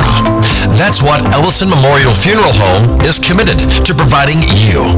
Whether through the pre-arrangement process or seeking services at your time of loss, Ellison Memorial offers a noticeable level of care and attention to detail. Others do not. So before making a decision based on yesterday's traditions, experience the Ellison difference when it comes to your loved one's final arrangements. You'll be glad you did. Call us today at 205-280-4600. Ellison Memorial Funeral Home, setting the new standard in local funeral service excellence. We are always here when you need us. At At Royalty Funeral Services, you'll find a team dedicated to honoring your loved ones with grace, respect, and unwavering support. They proudly serve all families of all races, denominations, and all financial situations, providing personalized options that fit your needs. Whether you're looking for pre-planning, cremation, or traditional funeral services, they go above and beyond to make sure your experience is comforting and meaningful. When you choose Royalty Funeral Services, you're choosing a place where every family is treated like royalty, just as it should be. To learn more or speak with a caring professional, call 334-387-9545. Royalty Funeral Services, rolling out the red carpet. Need reliable towing or diesel repair? Mems Wrecker and Heavy Duty Diesel Repair has you covered. We specialize in light and heavy duty towing and recovery with the latest equipment for any job, from campers and tractor trailers to winch box recoveries and the only local-based rotator in the county. We do it all. Our diesel repair services include computer diagnostics, engine rebuilds, transmission and clutch work, and general maintenance. Trust Mems Wrecker and Heavy Duty Diesel Repair for top-notch service. Call us at 205-217-1984. Clinton's favorite market is back and better than ever. Market 22, formerly Beast Market, is now open. Stop by for fresh hand-cut meats and seafood, plus all the seasonings, rubs, and sauces you need to bring the flavor home. Proudly locally owned and operated, Market 22 has your holiday specials ready, just in time for your next family feast. And coming soon, EBT and wine sales. That's Market 22 in Clinton, where you'll always find prime cuts and quality goods. Maplesville Pharmacy, where personalized care meets convenience. Our dedicated team is here to assist you with expert guidance on prescriptions, over-the-counter medications, and more. Experience the difference today at Maplesville Pharmacy, your trusted partner in health. When it comes to keeping your farm running smooth, trust the folks who know country living best. Maplesville Farm and Supply. That's right. From feed and seed to hunting and fishing gear, they've got what you need under one roof.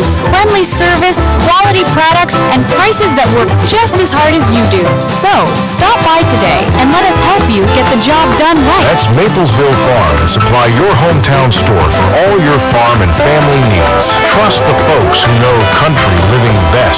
Maplesville Farm and Supply. Hey, this is Therese Hannon with Morning Mayhem. Hey, it's not all about you. I'm here too. And Andy. Thank you. Each weekday, Monday through Friday from 7 to 9 for news, fun, And me. and Andy. Jeez.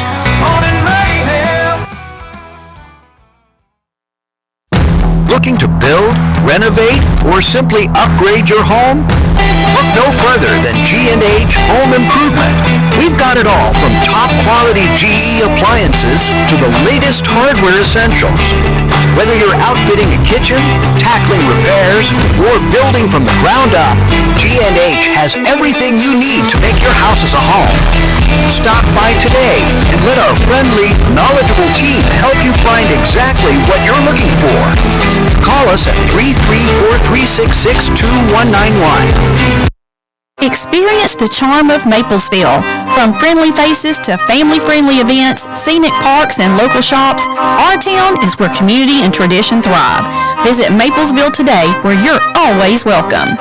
Some family traditions begin with an ending. Lasting family legacies are established at Martin Funeral Home, where for over 100 years, we have served the families in our community.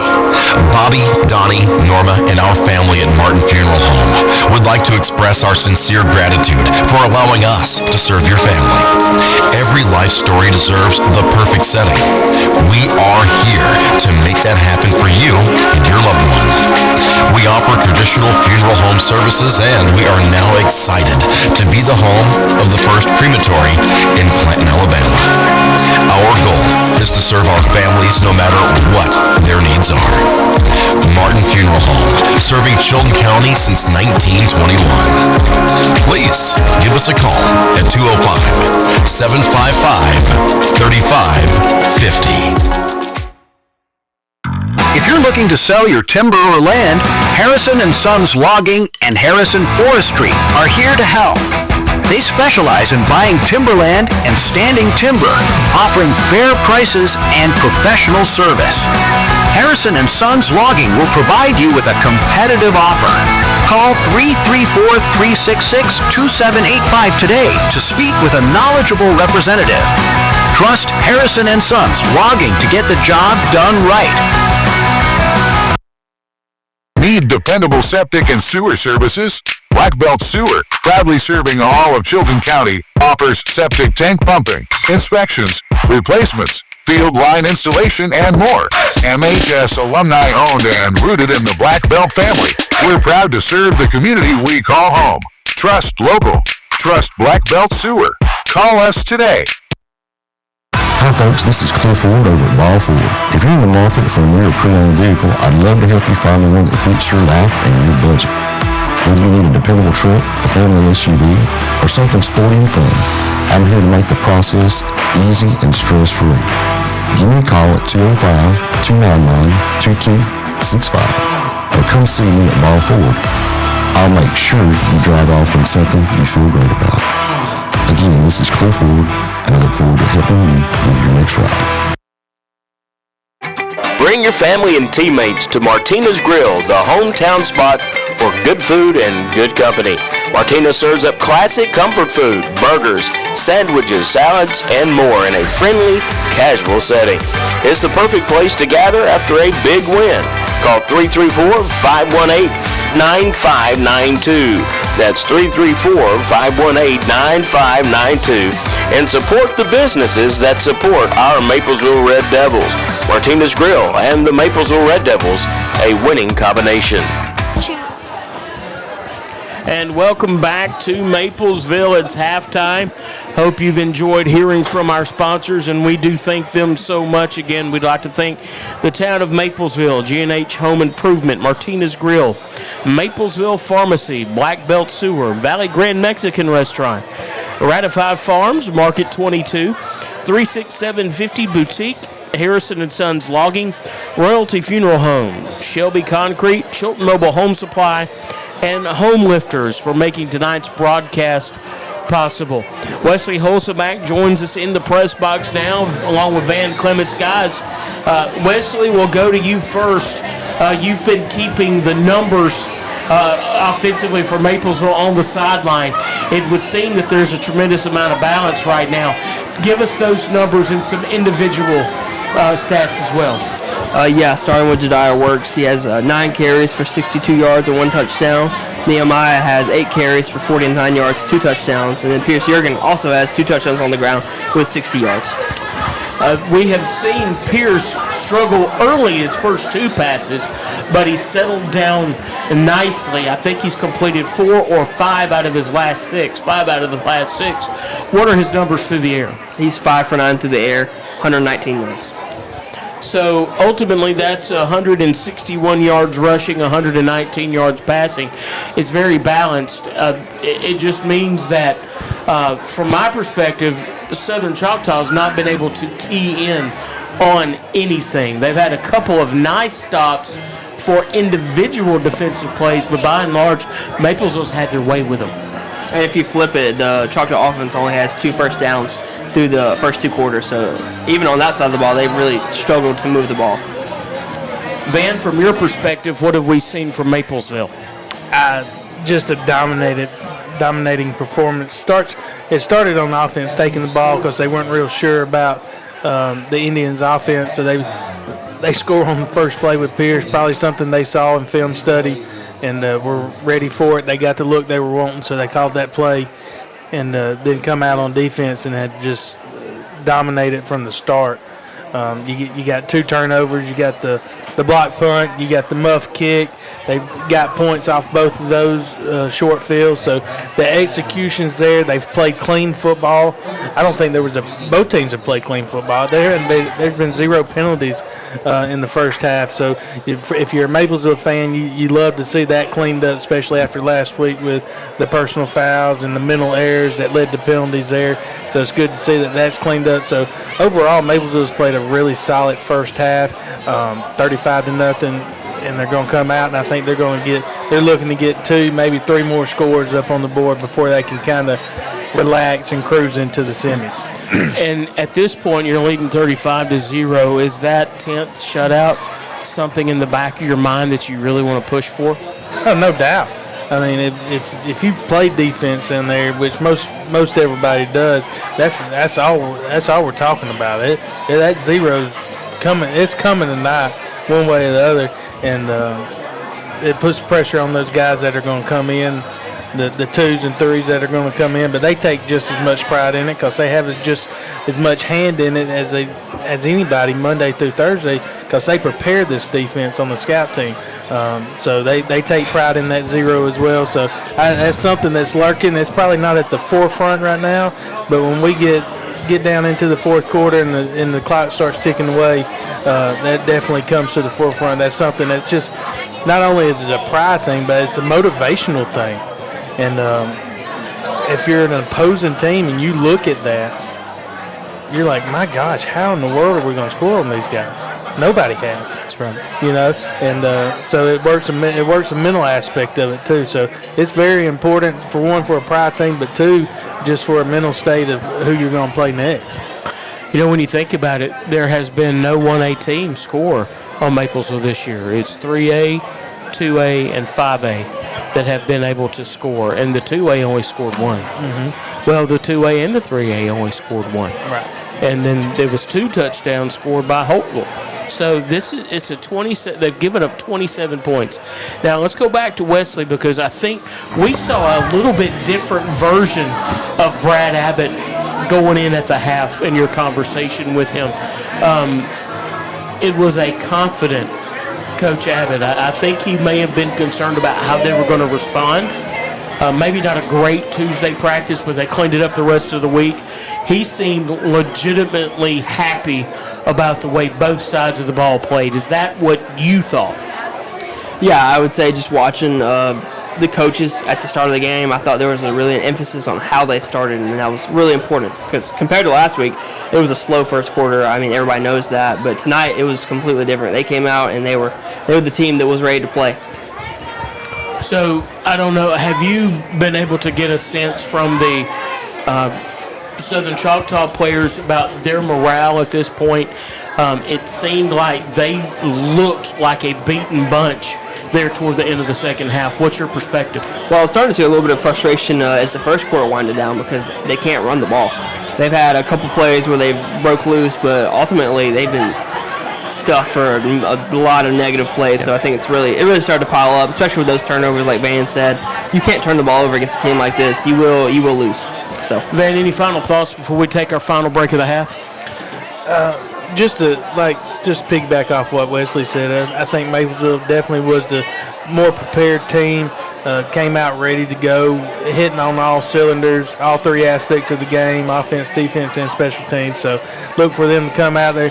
Coach Abbott's going to want to make a few adjustments as far as what they're doing up front defensively to the offensive line that they hadn't seen a whole lot of. So make some adjustments there and come back out. And he would love to probably continue this offensive strand, of probably 2 or 3 possessions, put some points on the board, and the defense continue to do just what the defense has done all year, and that's pitch that shutout and then ease their way into the semis.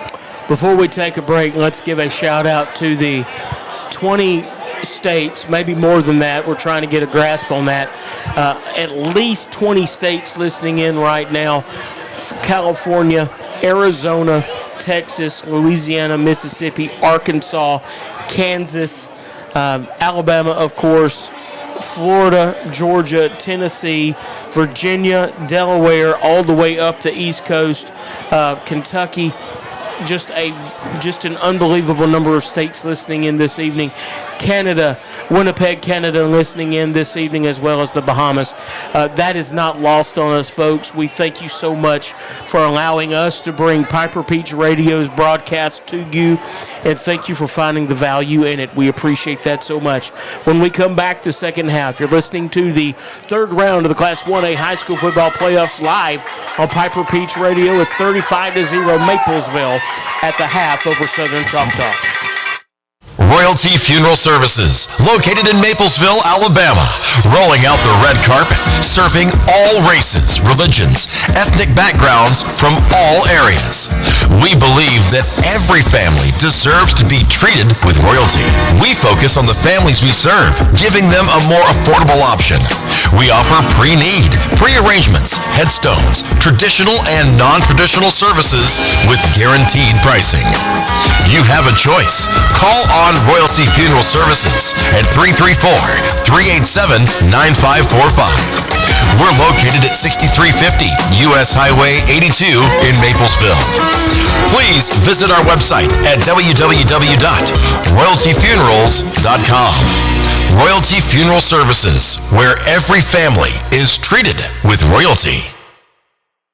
Choose Ratliff Farms Meat Processing for all your meat processing needs. From deer to livestock, we're here to handle it all with expert care and precision. Our convenient hours are Monday through Saturday from 8 a.m. to 7:30 p.m. and Sunday evenings from 5:30 to 7:30 p.m. Call us today at 334-375-5200. Ratliff Farms Meat Processing. Top-notch meat processing for any animal. Need dependable septic and sewer services? Black Belt Sewer, proudly serving all of Chilton County, offers septic tank pumping, inspections, replacements, field line installation, and more. MHS alumni owned and rooted in the Black Belt family. We're proud to serve the community we call home. Trust local. Trust Black Belt Sewer. Call us today. Traditions come and go, but excellent service and compassionate care are benchmarks in any era. That's what Ellison Memorial Funeral Home is committed to providing you. Whether through the pre-arrangement process or seeking services at your time of loss, Ellison Memorial offers a noticeable level of care and attention to detail. Others do not. So before making a decision based on yesterday's traditions, experience the Ellison difference when it comes to your loved one's final arrangements. You'll be glad you did. Call us today at 205-280-4600. Ellison Memorial Funeral Home, setting the new standard in local funeral service excellence. We are always here when you need us. Let 36750 Boutique help you find the perfect look to cheer on your team. Located in the heart of Maplesville, 36750 Boutique is your local destination for the latest styles, game day gear, and must-have accessories. Whether you're looking for a stylish outfit or just want to refresh your wardrobe, they have you covered. Visit 36750 Boutique in downtown Maplesville, where fashion meets hometown pride. Hi folks, this is Cliff Ford over at Ball Ford. If you're in the market for a new or pre-owned vehicle, I'd love to help you find the one that fits your life and your budget. Whether you need a dependable truck, a family SUV, or something sporty and fun, I'm here to make the process easy and stress-free. Give me a call at 205-299-2265 or come see me at Ball Ford. I'll make sure you drive off in something you feel great about. Again, this is Cliff Ward, and I look forward to helping you with your next ride. Nothing says celebration like a great meal from Valley Grand Mexican Restaurant. Authentic Mexican favorites, tacos, fajitas, enchiladas, and refreshing margaritas, all served in a warm, family-friendly atmosphere. Perfect for after the big game or any night out. Call 334-645-7064 and cheer on the Maplesville Red Devils this playoff season. Valley Grand Mexican Restaurant and the Maplesville Red Devils, a winning combination. Some family traditions begin with an ending. Lasting family legacies are established at Martin Funeral Home, where for over 100 years, we have served the families in our community.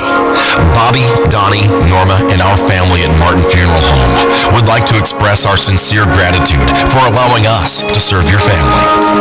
Every life story deserves the perfect setting. We are here to make that happen for you and your loved one. We offer traditional funeral home services, and we are now excited to be the home of the first crematory in Clanton, Alabama. Our goal is to serve our families no matter what their needs are. Martin Funeral Home, serving Chilton County since 1921. Please give us a call at 205-755-3550. And welcome back. We're live again in Maplesville, George Walker Stadium at Jim Hubbard Field. 35-0 your score.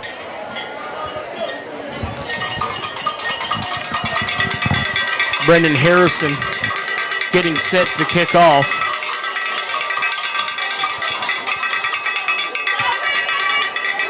Daly and Bender back deep.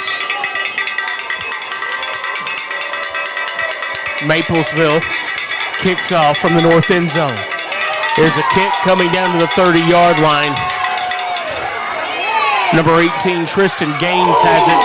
He is hammered over on the far side of the field. It was Ty Bailey coming over to make the tackle. He started at the 30, went all the way back across the field, and was tackled at the 34. He ran 50 yards for 4. Yeah, and that with Ty's hit over there, it just shows you the how they stay in their lanes and they're committed to what they're supposed to be doing. He's running the lane. He's between the bottom of the numbers and the sideline over there, and he doesn't chase when the ball's kicked over here. He stays in his lane. He's patient, and right there he gets rewarded with a hit stick on the return guy. 2-by-2, the snap to the quarterback. He's going to be hit by Vaughn Woods, among others, and he will be stopped after a 1-yard loss. It brings up 2nd and 11. Yeah, Vaughn's done a great job. They've really tried to run at him and stay away from McCary on the far side, but he's done a great job. He does a great job of making the initial contact at the tackle, gets extension with his hands, which a lot of young kids don't do anymore, and he's able to create that separation. That way, when the runner gets close to him, he can shed that block and make a tackle. Same formation, 2-by-2. Running back is set to the right side of the quarterback. Here's the snap. He'll cross the 35 up to the 36-yard line. It was Colby Mitchell on the tackle. It's a gain of 3, brings up 3rd down and 8.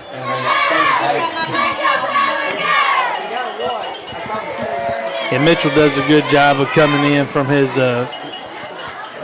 safety or outside linebacker down safety position, really funneling that. Bender thought he had some room on the outside, but he funneled him back in to the pursuit, and Mitchell makes the tackle. I think Hubbard was in on that tackle as well, so limited it to a short gain there. They bring a slot receiver far side of the field, tied to the line of scrimmage. Quarterback drops back to throw. This is going to be knocked down, nearly intercepted.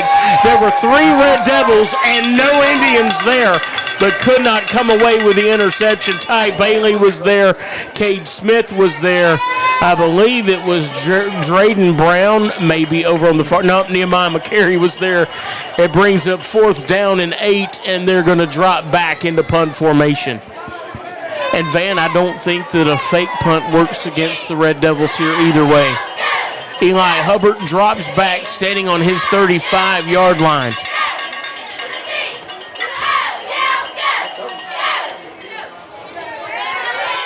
Here's the snap, no rush. Kicks off, low line driver end over end. It bounces and rolls. Hubbard lets that go by. It looks like he may have lost sight of it on one of the bounces. It'll roll down inside the 20. It'll be 1st down, 10 yards to go, Maplesville. And the clock is running, Van. Have you noticed this? I have the not. Clock has been running since the start of the third quarter.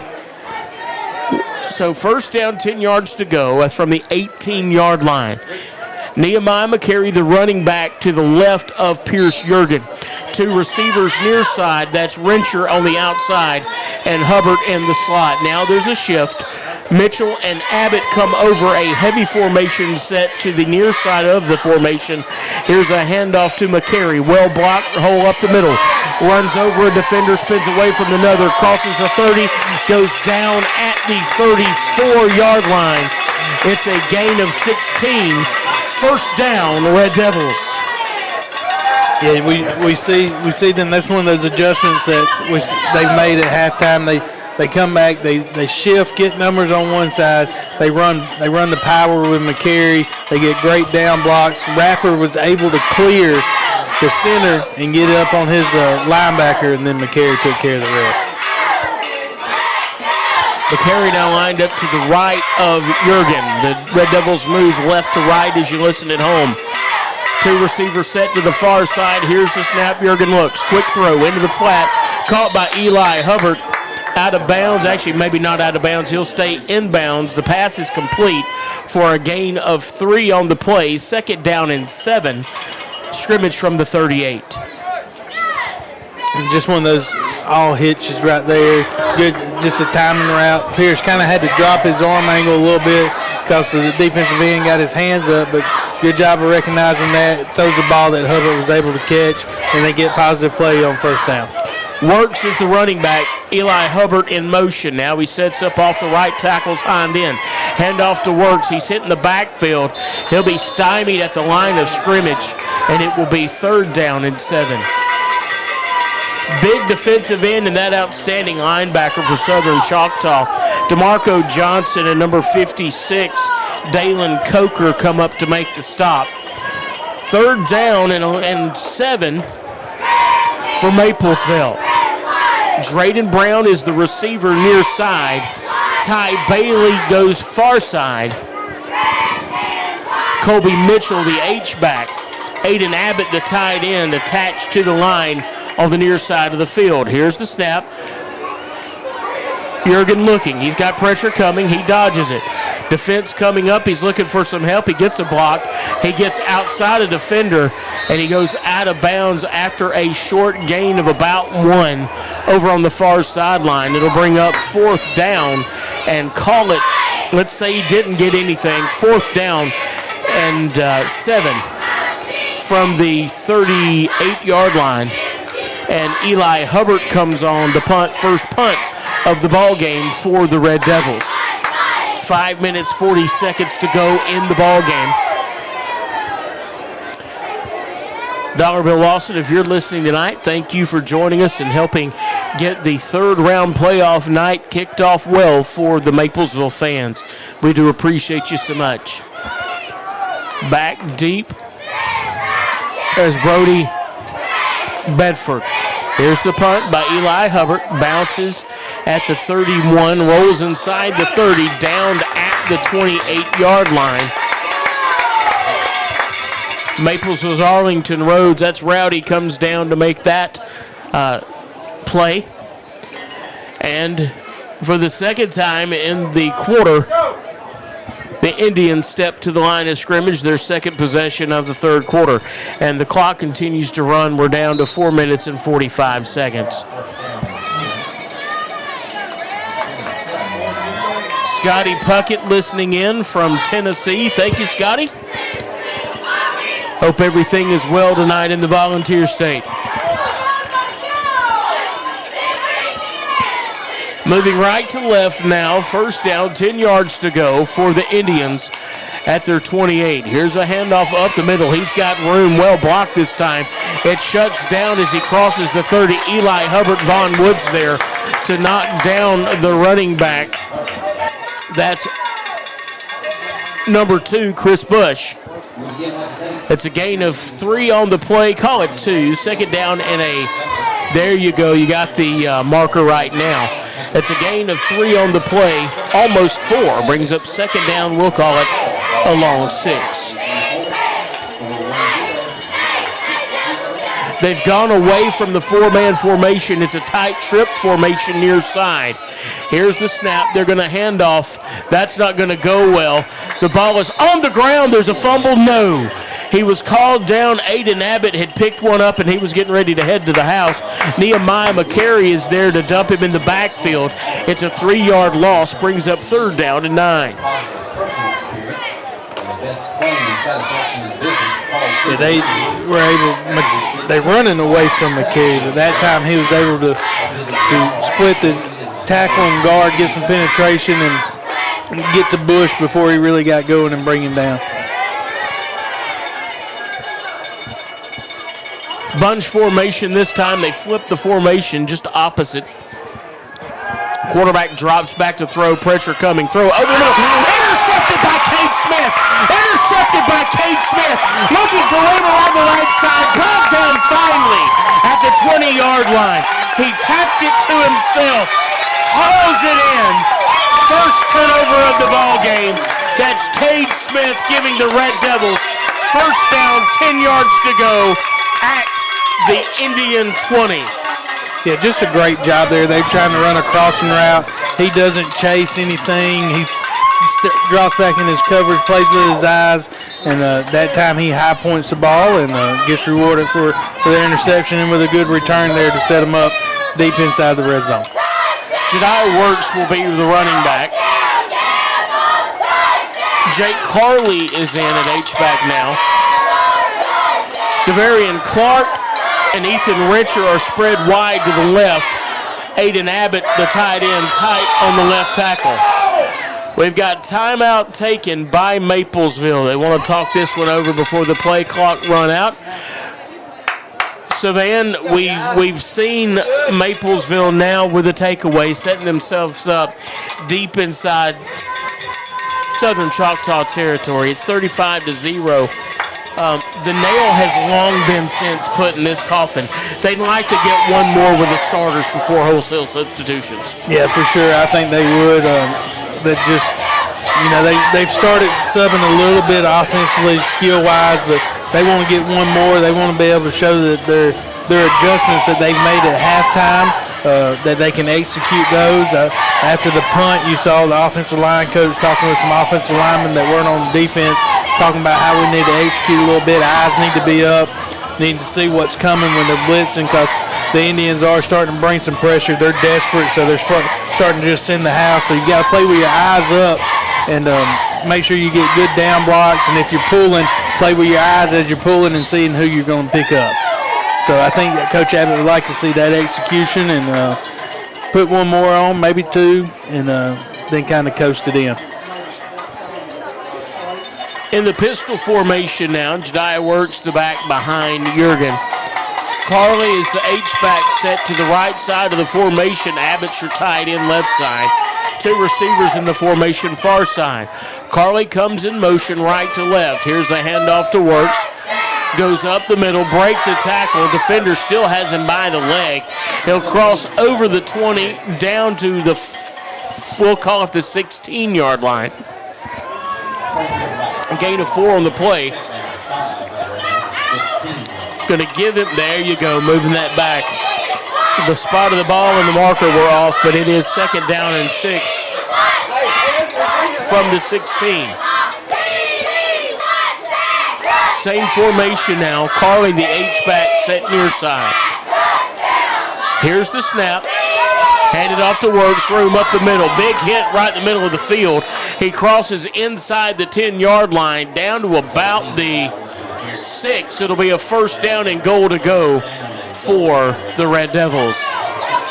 Jediah Works, that may be the best hit he's taken all year. Somebody came up and laid the lumber to him. Yeah, it was number 7, DeMarco Johnson. They've dropped him back to an outside linebacker position, so he's not playing it down, playing this defensive end position. So he scraped over, but I mean the blocking was so well. That contact was made at 10 yards past the line of scrimmage. So good run, good blocking up front. Here's the ball on the ground. I think Maplesville's lost it. They have. I believe it is a fumble, and it is a turnover to Southern Choctaw. It was a bad handoff from the start. Jurgen drops the ball. after he gets bumped by Works. A little bit of confusion on the play. 9 seconds to play in the third quarter, 35-0. Maplesville turns it over to the Indians deep inside their own territory. They'll have it first down, 10 yards to go from the 11.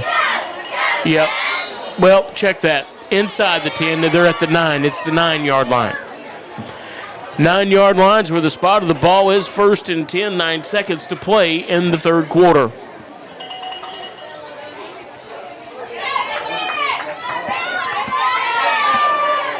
You write that one down, it'll be discussed on the sideline, certainly. The Indians, here's the snap. They'll hand it off, coming to the far side. Cade Smith is there. He'll haul him down for a loss of 2 on the play. Luke Gray was there as well, and that is the end of the third quarter. At the end of 35-0, Maplesville has this one well in hand. The defense is playing once again spectacular football. We're back with more in a moment. You're listening to Piper Peach Radio.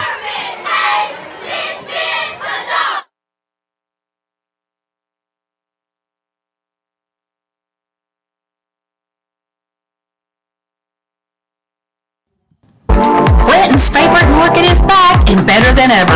Market 22, formerly Bee's Market, is now open. Stop by for fresh hand-cut meats and seafood, plus all the seasonings, rubs, and sauces you need to bring the flavor home. Proudly locally owned and operated, Market 22 has your holiday specials ready, just in time for your next family feast. And coming soon, EBT and wine sales. That's Market 22 in Clinton, where you'll always find prime cuts and quality goods. Looking to build, renovate, or simply upgrade your home? Look no further than G&H Home Improvement. We've got it all from top quality GE appliances to the latest hardware essentials. Whether you're outfitting a kitchen, tackling repairs, or building from the ground up, G&H has everything you need to make your house as a home. Stop by today and let our friendly, knowledgeable team help you find exactly what you're looking for. Call us at 334-366-2191. And welcome back. Second down, 10 yards to go.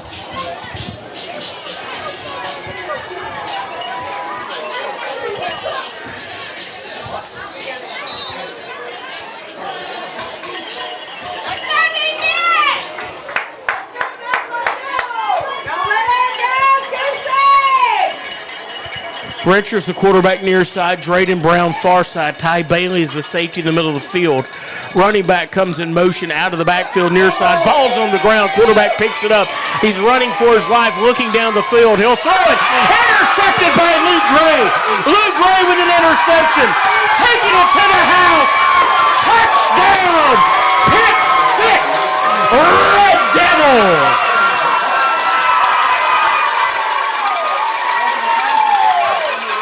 There is a flag on the field. Personal foul, roughing the quarterback. First personal foul, roughing the quarterback.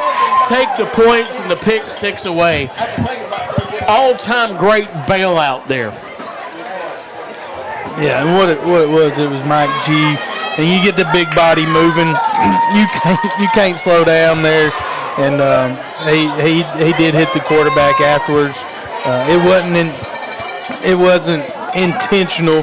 Just when you get 275 pounds rolling, it's kind of hard to stop.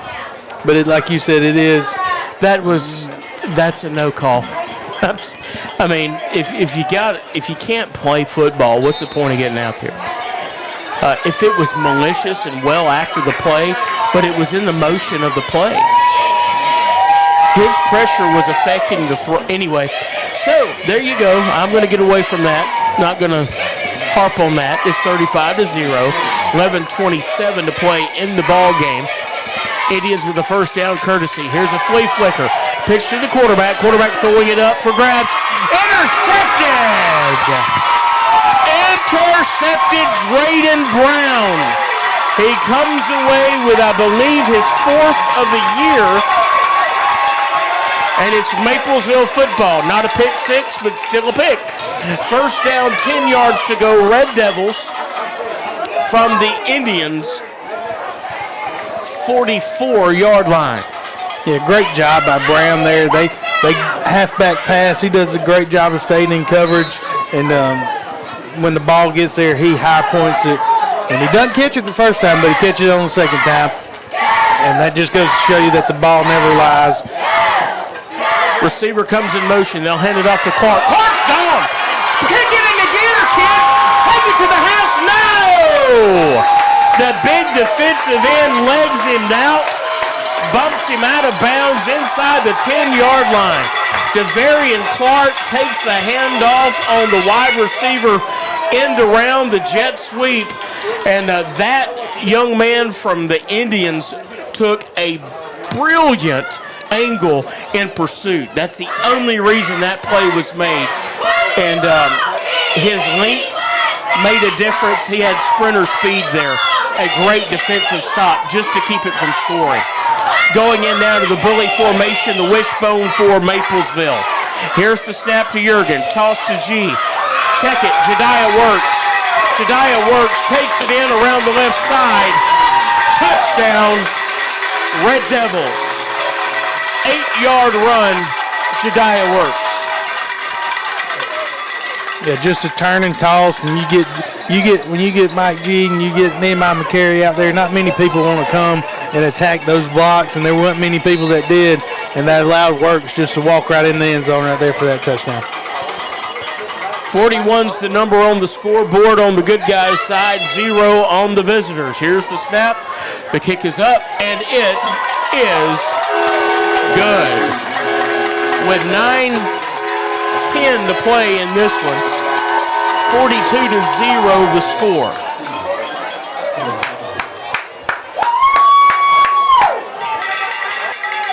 Man, they've done a little bit of everything tonight. They've played great defense. They've played very good offense. One fumble, the lone mistake, and then you had the late hit on the quarterback, roughing the passer. It's really just a couple mistakes for Maplesville tonight. Otherwise, it's been very, very clean and very, very impressive. Let's go to Wesley Holstenbach with the Larry Puckett Chevrolet drive summary. 2 plays, 49 yards, capped off by a 9-yard rush by Jediah Works. Thank you, Wesley, with the Larry Puckett Chevrolet drive summary. I'd like to thank Ratliff Farms for their dedication to growing quality crops and supporting the local agricultural community and their support of Maplesville Red Devil football here on Piper Peach Radio. Ratliff Farms and Piper Peach Radio, a winning combination. Ball is taken in far side by number 4. He is hauled down after an excellent return at the 35-yard line. Number 4, Jamari Daly, he caught it on the hop. He's got another gear himself. He comes all the way across the field. He took it in at the 15, makes it to the 35. It's a 20-yard return. I did not see the number that brought him down, but it was a very good hit in the open field. It was Drayden Brown again. 7:30 to play in the ball game. 42-0, Maplesville with the lead. Indians with a football, first down, 10 yards to go from the 34.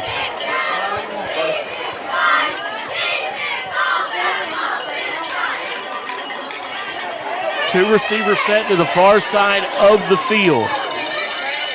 Quarterback under center now. Here's the handoff near side. Running back has room outside. That's Bender. Check it. That's number 18, Tristan Gaines. Gaines comes near side. He's knocked out of bounds, and he's talking to the coaching staff and the players on the sideline. He'll pick up 8 yards, maybe 9. We'll call it 9. Second down. Nope, it's 8. Second down and 8 yards to go from the 42. That's the first time we've really seen them been able to get out and get the edge there. And Gaines did a good job utilizing his speed, but Rencher came over and laid the boom there. Kyler Nicholson in at quarterback. They're back in the shotgun. Two receivers to the far side of the field, moving left to right. Nicholson has it. He's going to dip inside a defender. He's got to get to the 45 for the first down. I think he's going to be about a yard shy, maybe a half a yard. Oh, they're going to be, hold on now. If he had to get to the 45 and the ball spotted, or to the 45 and the ball spotted on the 44, how's that a first down? Because the zebra said it was the first down. Yeah, that doesn't satisfy me at all. Okay, my bad. No, that does not satisfy me. 5 minutes and 30 seconds to play in this one. For a first down, 10 yards to go from the 44.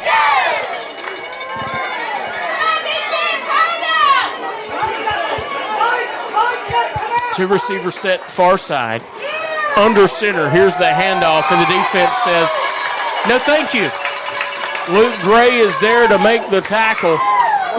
Running back goes down in a heap, and he is down on the field at this point. Ball's going to be spotted back at the 42-yard line. It'll be a loss of 2. We've got timeout on the field with 5:02 to play. Not sure what exactly hurts, but at this point of the night, I feel like it probably all hurts, man. Yeah, I think he just more or less got the wind knocked out of him there. He was hit pretty hard by 3 different devils, and so he's probably laying there trying to catch his breath.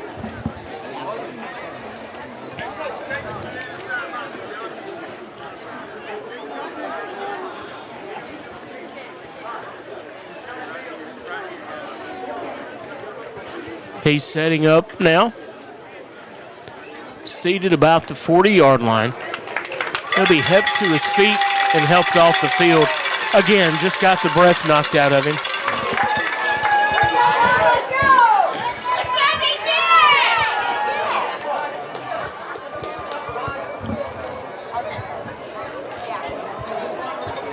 Zach Bramlett to defensive end, near side now.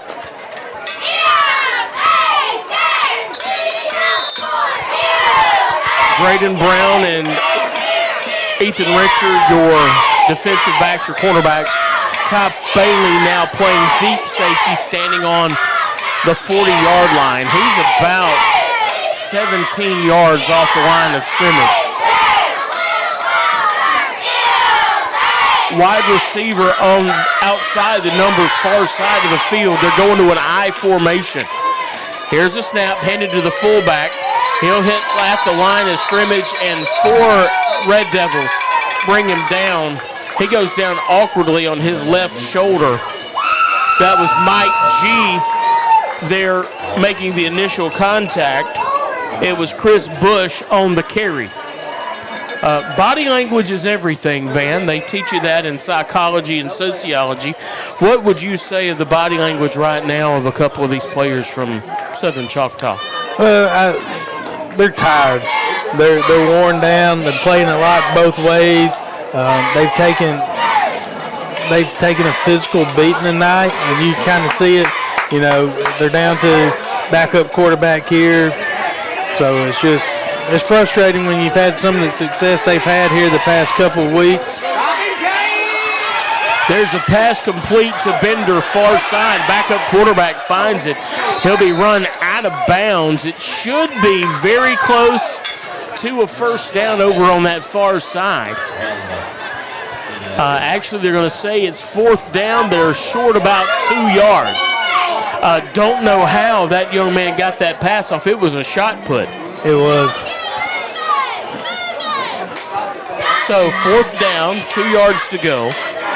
Ball at the Maplesville 48-yard line, 3:05 to play in the football game. Maplesville, the win is not in question. Now they're playing for the shutout.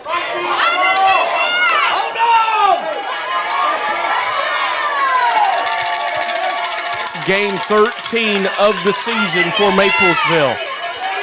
Running back comes in motion out of the backfield. Quarterback's going to keep it. He'll scoot ahead, and he should have, yes he will, he'll have about 3 yards. as he falls forward for a first down. First down, 10 yards to go from the Red Devil 45-yard line, 2:30 to go. Come on, guys!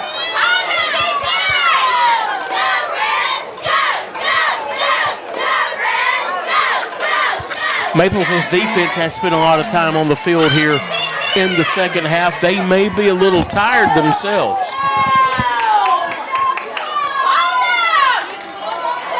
Yeah, they could be a little tired. Running back comes in motion out of the backfield. Quarterback looking. There's a dump pass over the middle. Intercepted by the Red Devils. Intercepted by the Red Devils. Drayden Brown, his second of the ball game, 5th of the season. Pressure came. Quarterback had to get rid of it. Drayden Brown was there making the play. And Maplesville has preserved the shutout. A minute 35. The clock is running. 13 ball games this season, 10 shutouts for the Red Devils. Yeah, you're looking at one, maybe two plays here, and get in victory formation. And Ty Bailey in at quarterback. Roman Hall is the running back. Here's the handoff to Roman. Jumps over defender, breaks a tackle. Hit after about a 4, give him 5-yard gain on the play. He's out across the 40. They'll spot it at the 42-yard line. We should have one more, and that'll do it.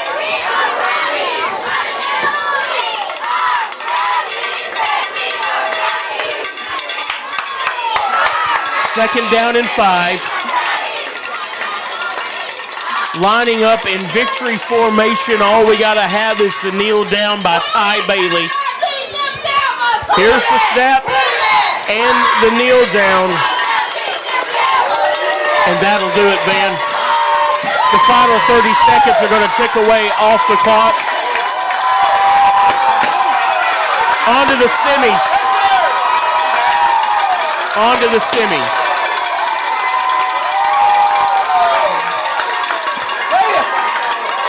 Maplesville facing a different kind of team tonight. And once again,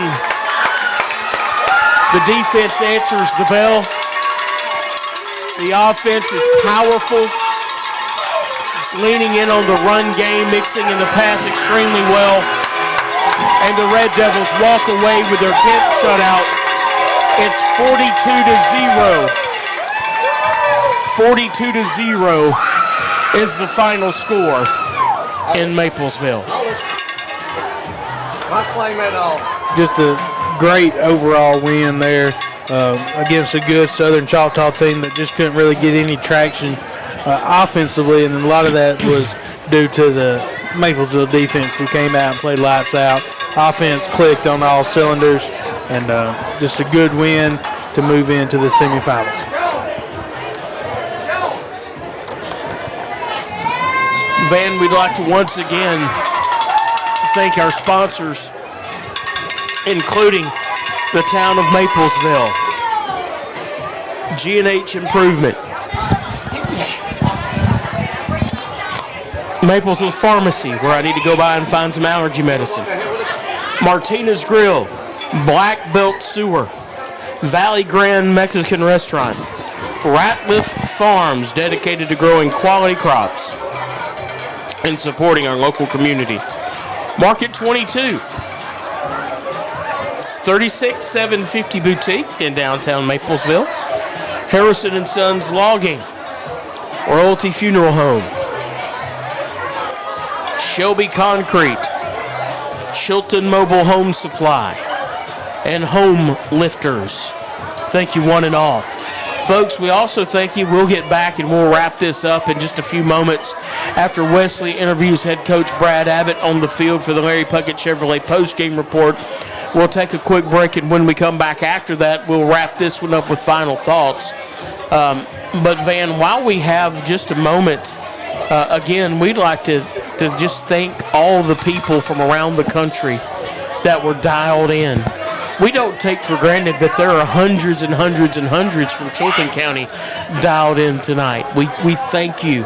but to know that this platform allows for people wherever you are to instantaneously find great high school football from this area and all the other things that are offered on Piper Peach Radio.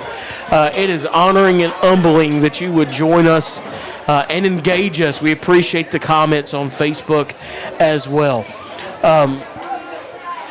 Man, that may be the coolest thing of what we've been able to do is to recognize the reach that we're having around the country. So Leroy is leading McKenzie 38-20. Not surprised by that. That means Leroy will head north to Maplesville for the semifinals next Friday night. And if you can be in Maplesville for that, let me challenge you. Be in Maplesville for that. You can put your head plugs in and listen to the ball game. I know a lot of folks were listening at home, watching it on the state video network, but you got your audio turned down there and listening to us. We don't take that for granted either. So thank you so much for that. The team on the field, as they start the game with prayer, they end the game with prayer as well. So the Red Devils tonight in the black uniforms play a spectacular game offensively and defensively. They gave up one turnover. They had one penalty. And, wow, that's really about it. Yeah. That's it. So we'll go to Wesley Holsom back for the Larry Puckett Chevrolet postgame report. He's with Brad Abbott and Kate Smith. Coach, big win at home, lots of things to unpack. Let's just start with how important it was to start quick tonight. Well, yeah, definitely start quick. Let them know, that they were let Southern Choctaw coming in. Of course, they had upset on their mind, and if you don't start off strong, then that stuff they've been hearing, their coaches been preaching about, everybody has a shot, all that stuff, it comes into play and all that stuff. But when you come out and kind of what we did, that's when that doubt starts to set in a little bit. And again, it's like I heard. It's just part of it, when we just kept pounding on them, and then eventually we were able to wear them out and make them tap out there in about the second quarter. I was watching it near the end of the game. Southern Choctaw has the ball. I got just to see how important it is to get a stop on defense. Just tell me how important it was to finish the game. Well, it was, they had kind of went low on us. I mean, they had in the third quarter, Cade was out there, he can tell you. But in that last drive they were out there, that running back started running a little harder.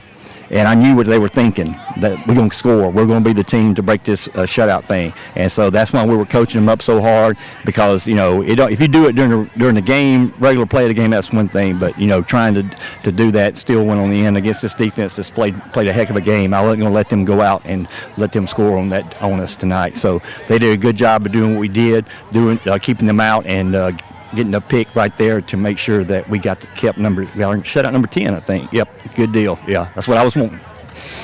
Congratulations, Coach. Enjoy this win, and we'll see you Thanksgiving week next week. That's right. Thanksgiving right here. It's going to be here. I don't know. I think McKenzie is losing right now. We want Leroy, so I hope it is Leroy. Thank you, Coach. All right, guys. Cade Smith with me now. Cade, just talk me through the game and just the performance. This is a great overall team performance tonight. Yes, we struck fast and first with Pierce running that touchdown, and then our defense, I don't know how many first downs we gave up, but it wasn't a bunch, and we just pounded them in the mouth, and they couldn't really get nothing on us. Just tell me what's different about playoff football in high school. Tell me what's different about it compared to the regular season. The environment, it's definitely a lot more crowded out here, and it's just loud and fun, and then it's do or die. You got to win to make it around, and I don't want to play my last game, and so it's do or die. Thanks so much, Cade. Enjoy this one. Yes, sir. Brad Abbott and Cade Smith post-game with Larry Puckett Chevrolet post-game report. Another great night. We'll take a quick break. When Wesley gets back in the press box, we'll wrap things up. You're listening to the high school football game of the week. Maplesville on to the semifinals, 42-0 with a win over Southern Choctaw. Back with more in a moment. Choose Ratliff Farms Meat Processing for all your meat processing needs. From deer to livestock, we're here to handle it all with expert care and precision. Our convenient hours are Monday through Saturday from 8 a.m. to 7:30 p.m. and Sunday evenings from 5:30 to 7:30 p.m. Call us today at 334-375-5200. Ratliff Farms Meat Processing, top-notch meat processing for any animal. Looking to build, renovate, or simply upgrade your home? Look no further than G&H Home Improvement. We've got it all from top quality GE appliances to the latest hardware essentials. Whether you're outfitting a kitchen, tackling repairs, or building from the ground up, G&H has everything you need to make your house as a home. Stop by today and let our friendly, knowledgeable team help you find exactly what you're looking for. Call us at 334-366-2191. Royalty Funeral Services, located in Maplesville, Alabama, rolling out the red carpet, serving all races, religions, ethnic backgrounds from all areas. We believe that every family deserves to be treated with royalty. We focus on the families we serve, giving them a more affordable option. We offer pre-need, pre-arrangements, headstones, traditional and non-traditional services with guaranteed pricing. You have a choice. Call on Royalty Funeral Services at 334-387-9545. We're located at 6350 U.S. Highway 82 in Maplesville. Please visit our website at www.royaltyfunerals.com. Royalty Funeral Services, where every family is treated with royalty. Need dependable septic and sewer services? Black Belt Sewer, proudly serving all of Chilton County, offers septic tank pumping, inspections, replacements, field line installation, and more. MHS alumni owned and rooted in the Black Belt family. We're proud to serve the community we call home. Trust local. Trust Black Belt Sewer. Call us today. Welcome back. Wesley Holzemax joined us in the booth. He's going to put some final numbers together so we get a better idea of what this one really looked like. Maplesville slowed it down on offense in the second half. 35 is all they needed. They went ahead and added one more. 2 picks tonight for the Red Devil defense, and really just 3 picks tonight. It was Drayton Brown had 2. And then Cade Smith had 1. You're right. Almost 4, by the way. Luke Gray's pick 6 got called back because of roughing the passer. So 3 interceptions tonight for that Maplesville defense, and it's just time and time and time again what needs to happen happens for Maplesville. At some point when you're that good, you just do it. You just come through. We'd like to thank some folks for listening in tonight to the broadcast. Hugh Turner, as well as Jeffrey Payton. We appreciate you guys listening in and hope you did enjoy the broadcast because we had an awfully good time bringing it to you, as we have all year long. This is a pretty good march through the playoffs right now for Maplesville, and we hope it continues. They need 2 more wins. They come home with 2 more wins, they're going to get the big blue state of Alabama to take it home there at Progressive Stadium in a few weeks. So as Wesley now joins us, Wesley, you've got the numbers on hand offensively for Maplesville. What does it look like at the end of the game? Starting on the ground with Jediah Works. He had 87 yards on 12 carries. He only had 4 carries in that second half, and Nehemiah finished with 65 yards on the ground. He only had 1 carry in the second half, so really those guys didn't even have to touch the ball in the second half, which is a testament to the start at the beginning of the game. They really took out the opponent pretty quickly. So and then I think we saw 1 pass maybe from Pierce in the second half. Did we see a second half pass from him? I can't remember. Maybe 1. Maybe I think there was 1. The offense really just went conservative. They didn't have to do anything. They were overpowering them so much at the line of scrimmage. We'd like to thank again Mark Peters for listening in tonight. We do appreciate you, Mark. I hope all is well with Janelle. We know she was involved in that accident and just a terrible situation for Mark's family and Janelle's in particular. Our thoughts and prayers remain with her. She is in rehab at Spain in Birmingham there at UAB. So our thoughts and prayers have been with that family for the last couple of weeks. They remain with them. Mark, thank you so much for listening in and give us a heads up on some audio problems we might have been having earlier in the ball game. Hopefully we got those ironed out, and really the big problem was the sound coming from the stadium, from the fans. It was absolutely a raucous crowd tonight in Maplesville. Wesley, you were down on the sideline. From your perspective, what did that feel like to you? Just the volume, the frenzied nature of this hungry Maplesville crowd. I think something you have to say about the Maplesville faithful is, especially last year when you weren't here. I mean, for playoffs, everybody was here, and there are a lot of people that come out to the regular season games. But playoffs, I mean, it's just it's a different environment. It's probably extra 400, 500 people here for a playoff game, maybe more than that. Next week it'll be absolutely packed. I would say there's probably 1,500, 2,000 people here tonight, easily. So it's just a tremendous environment. If you've got to make a decision about coming to watch this ball team, I told somebody this the other day, somebody that dearly loves high school football. I asked them, have you seen Maplesville play? And they said, no. I said, why in the world would you want to live 20 minutes from what you live 20 minutes from and not? That would be like some of us living 20 minutes from Disney World and never going. If you've got that kind of show to be able to go see it, come out, watch it. They're going to need your help next week. A very good Leroy team is going to roll in, and the stadium, they're going to want the stadium filled. They want that 12th man, as you talked about earlier, Van.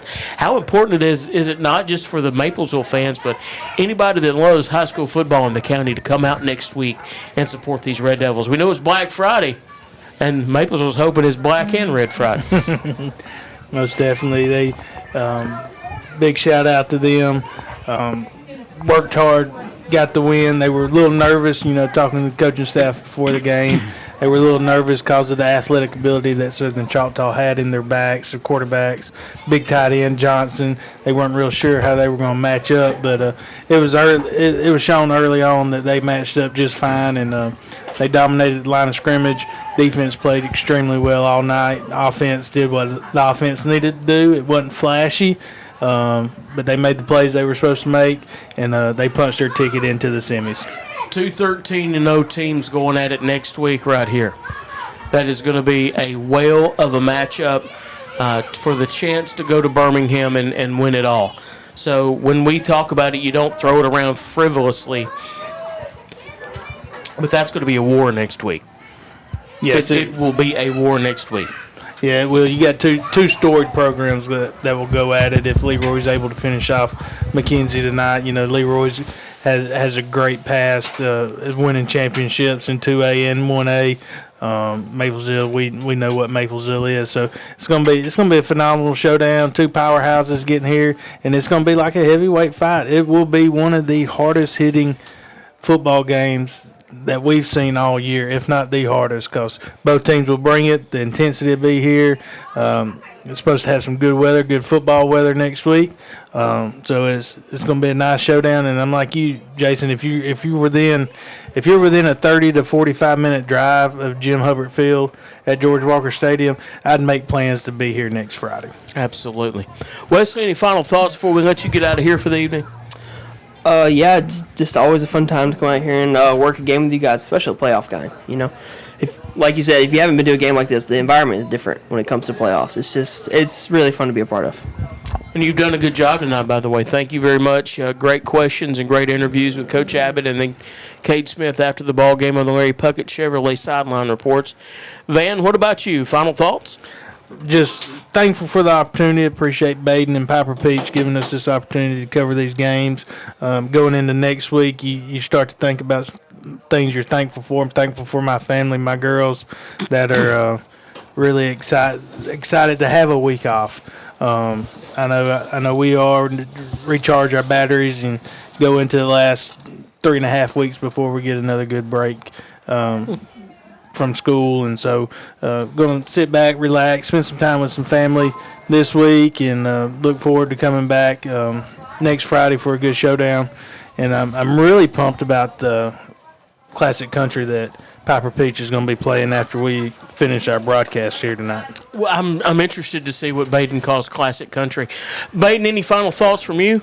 No, that's good. You're better when you take on the Harpo Marx attitude that less verbiage is more. So he's about to do some sort of. There you go. I knew it was coming. Folks, we sure have enjoyed being with you tonight. Hope you've enjoyed being with us. We've had a great time. For Wesley Holzenbach and Van Clemens, two great guys and two men I'm glad to call friends. And Baden Libble, who is whatever Baden is. We love Baden the suit.